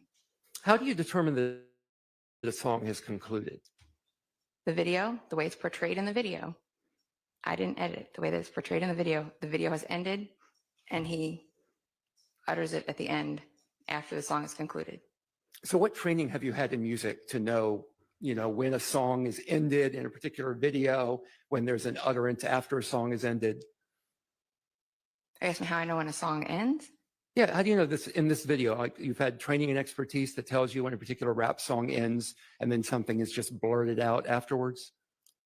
I mean, I've listened to the song independent of the video, and that's not on the track. But it's in the video, correct? Right, but when the song concludes, it's not part of the track. Can we put up, which one of y'all are throwing up exhibits? Can you put up 512 VV? Yes. Mr. Atkins, thank you so much.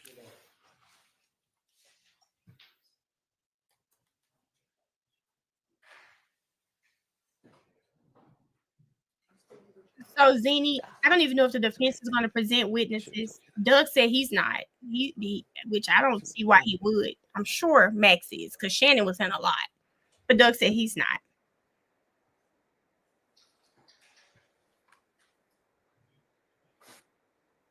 Miss Unpopular, another one.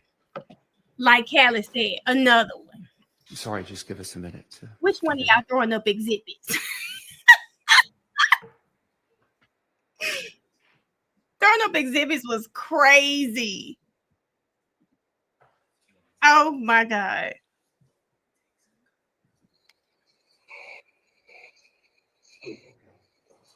Okay.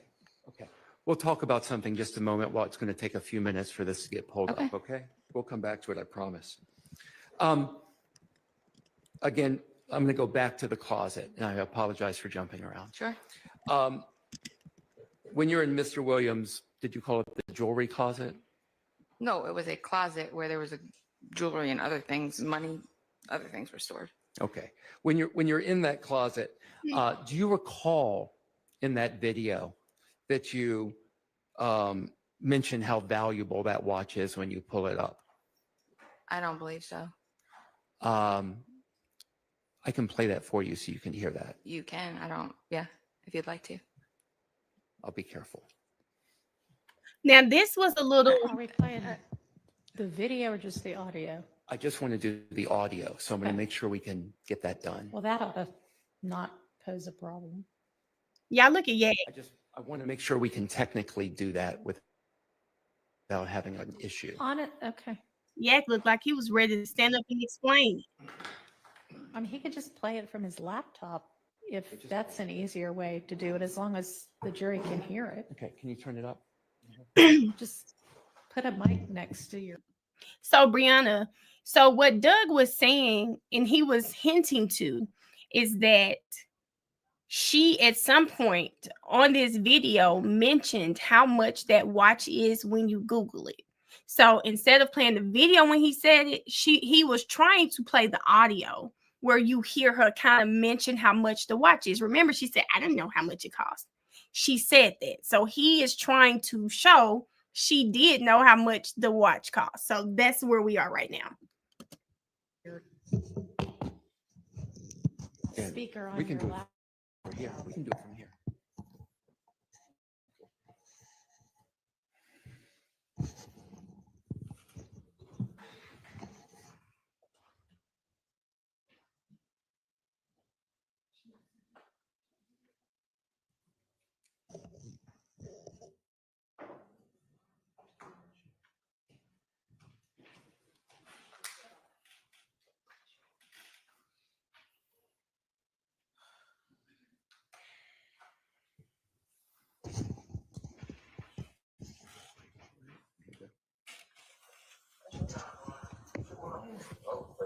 Ferguson good slings? Yeah. All the way. All right, so much just so you know. All the cars, minus the Mustang, contain either Southern or Gunna's name in it. I'm not sure that's working. There's a lot of an echo there. And there's We'll just play it for you so you Sure. can see that. I just don't want to risk your image being shown. I appreciate you, Mr. Weinstein.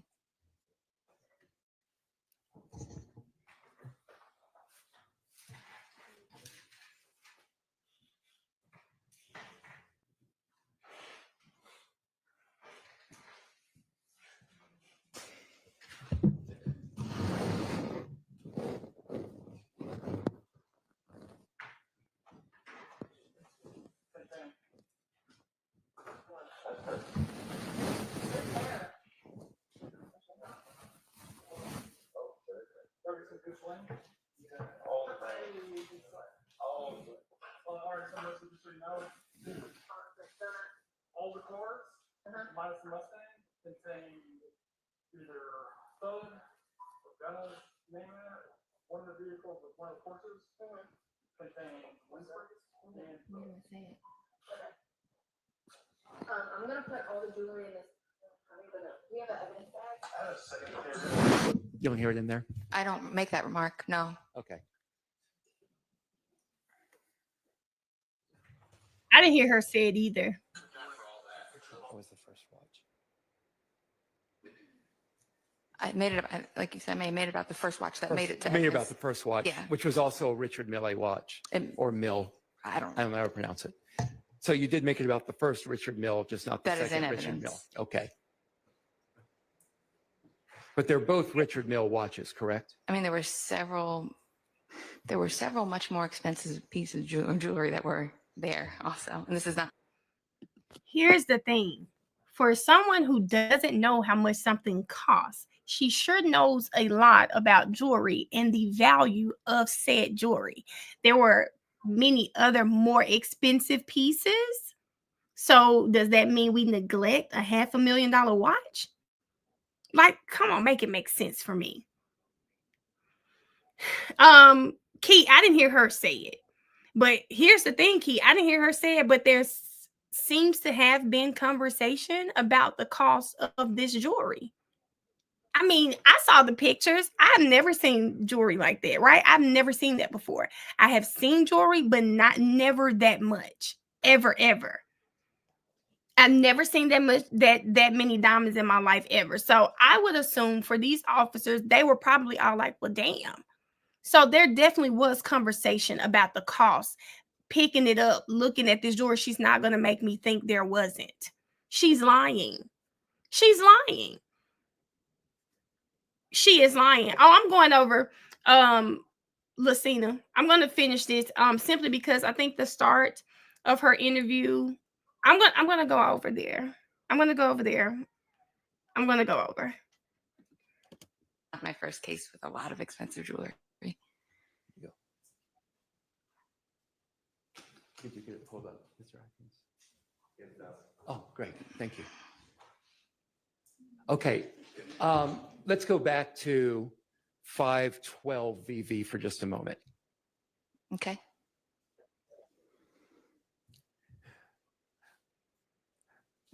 Look at would you read that line below again about running like Ricky? Yes. And what is the import of running like Ricky? It's from a movie, And what movie is that from? Boys in the Hood. And what's happening to Ricky and Boys in the Key, I tried to have him on and he was like, oh, I forgot the person's name he was going to be doing his first interview with, but he ended up not doing the first interview. And so when Taylor told us about this one, I didn't really send any questions because I've been streaming and then I was watching court. So I really didn't have time to kind of research him. So I think I'm just going to go over and just hang out in the comments, but I don't think I'm going to ask any questions because I didn't have time to do my research like I wanted to. Evidence handling process as soon as the questions about no. How do you know? How do you know? Hold on. Duke had wigs. Hold on, let me go back because maybe I missed something. That's Yak, y'all. Duke is in the blue. Hold on. We're interviewing Maurice, guys, so we'll get to see the cameraman, the magic. He does all of everything for the law and crime. So that's what we'll get to see. Yeah, that's Yak with the wigs and Duke in the blue.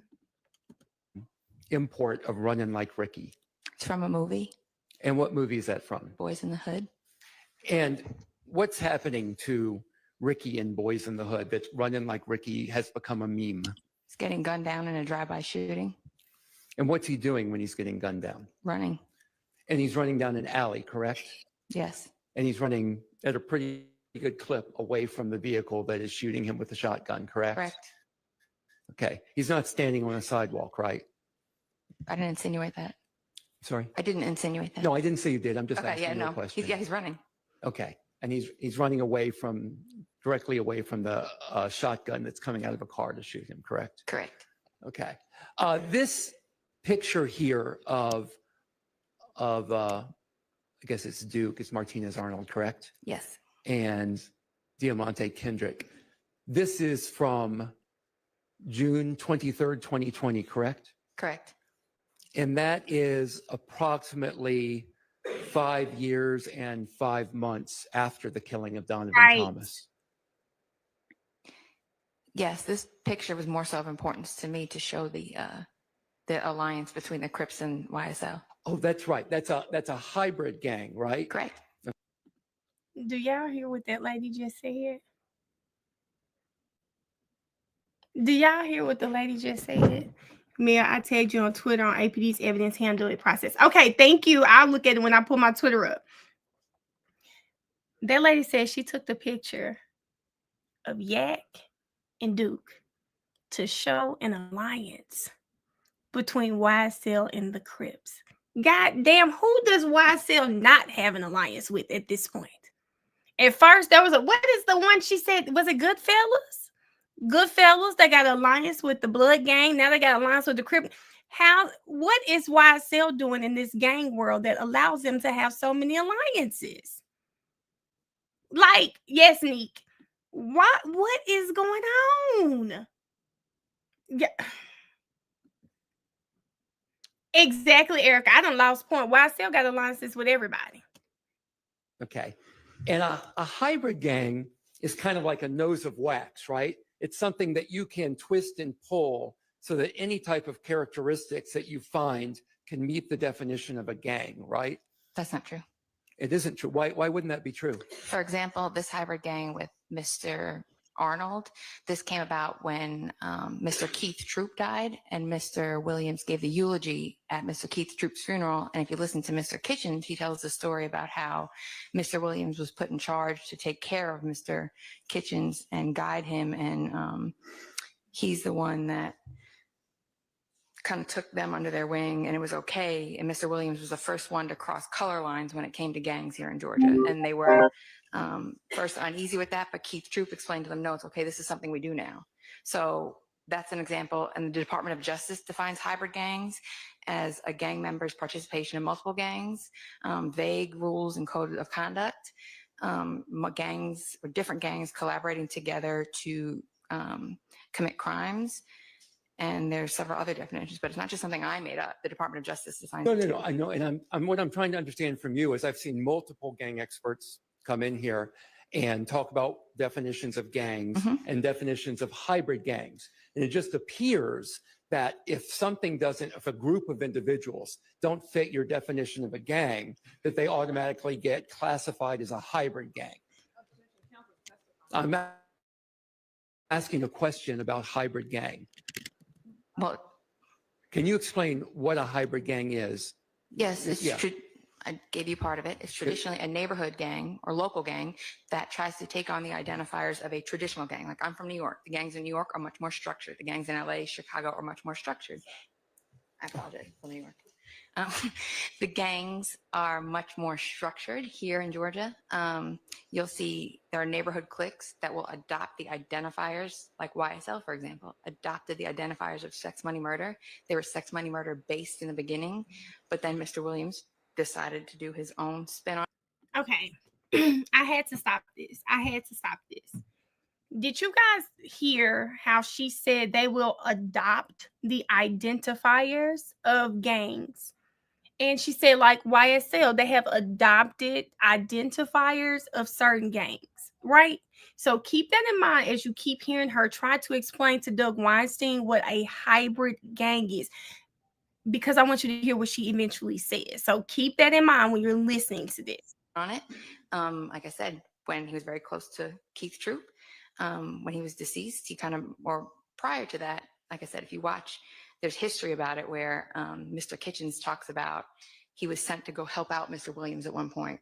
And at first he was uneasy, like, oh, do we do this? And he said, Slow down also. Yeah, It's just- just staying yeah. to hearsay. and that's I'm trying to understand, without giving examples, if you can define hybrid gang. it is a neighborhood gang that takes on pieces of traditional gangs. And like I said, you'll have individuals from different gangs working together. You will have the mixed use of identifiers, like we've seen through the presentation of evidence here. Like here, this snake and the blue heart for the Crips. Vague rules and code of conduct. Sex, money, murder, bloods have a rank structure. I don't know a rank structure within YSL. So they take pieces of what they like and they put their own spin on it, but are still backed by a traditional gang. So a traditional gang would have a hierarchy, correct? Correct. But you, according to I believe the testimony we've heard, YSL did not, YSL as a gang doesn't have a hierarchy. They don't have, but the Goodfellas, for example, they have. I'm asking. Let's go back to my question. Right. What YSL? Right. I would ask the counsel to explain her. I mean, the witness to explain her. Well, the answer wasn't responsive to my question. Overruled. Go ahead and ask your question. Okay. YSL does not have a hierarchy as a traditional gang does, correct? They don't have a set of leadership like roles, no. Okay. So in that sense, they wouldn't fit into the definition of a traditional gang. But they're still welcomed by members of the Sex, Money, Murder, Bloods. Can you just answer my question? Yes. Okay. So my question was, they don't fit into the definition of a traditional gang. Correct. So instead, they get slotted. So I'm going to ask this again. If they don't fit into a traditional gang, there is no hierarchy, there's no leadership. Why did so many of them have to take gang charges? It's not a traditional gang. There's no hierarchy. We clearly see it was no money being funneled anywhere. Why did they have to take gang charges? Like, I'm still confused at this point. They're not a gang, but they're welcomed by gangs. No set leadership. How is Thug the leader? Did y'all see the indictment for Thug's Count 56? It literally says he is the manager, the organizer. What does it say? Manager, organizer, or leader. That's what his gang charge says. Viverito brings her ass right on the stand and says that there is no leadership. They're welcomed by other gangs. What? Like, make it make sense for me. We've been sending this, well, not me. Most people have been watching this trial since day one. Or if you've been watching it since May, we've been sitting here for months, at least 6 months, 4 to 6 months, a year, however long you've been sitting here, and you have been being fed that YSL is a gang. All for this gang expert to get on the stand and say what we've been saying. There is no leadership. There's no hierarchy. And she says out of her own mouth, they are not a traditional gang. In fact, they're not really a gang. But they're welcomed by other gangs.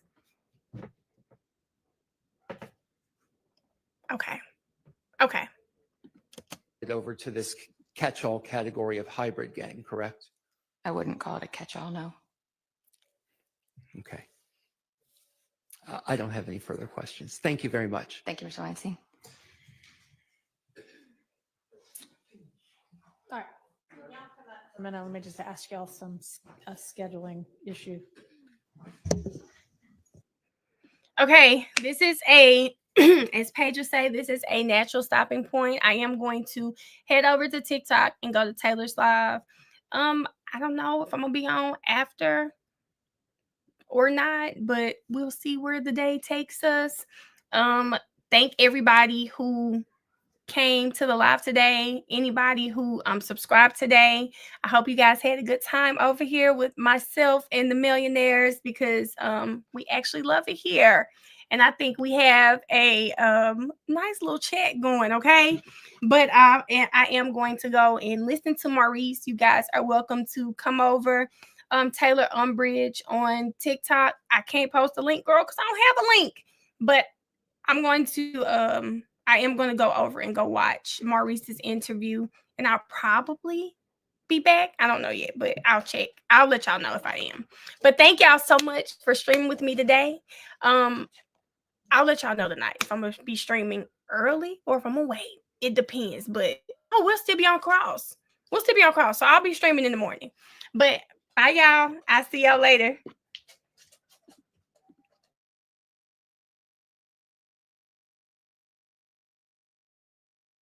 Hold on, I gotta come back. Cause Carlos, I'm up every morning. Carlos said, hopefully you'll be awake by then. I'm always up, Carlos. I wake up, I'm on Central Standard Time. So I am literally up my time about 7:30 every morning so that I can watch trial. It's just that if it's something like those jail calls, I don't like streaming because I'll be doing stuff while those calls are going on. And then I feel like I'll be talking while the calls are going on because I'm not really interested in them. So I don't like streaming with that. But tomorrow, we're back on Cross. So I will be streaming at 10. But just to clear the air, Carlos, I'm always up, friend. Okay. I just had to make sure. Listen, Miss Unpopular, and I hope he ain't logged off yet. I had to come back and let Carlos know, baby, I'm always up, okay? I'm always up on time and I'm watching trial. I'm just probably not streaming all the time, okay? But yes, I'll see y'all later. She said 10. She said she'll see them at 8:45, but court will start at 10. Bye, y'all, for real. See y'all later.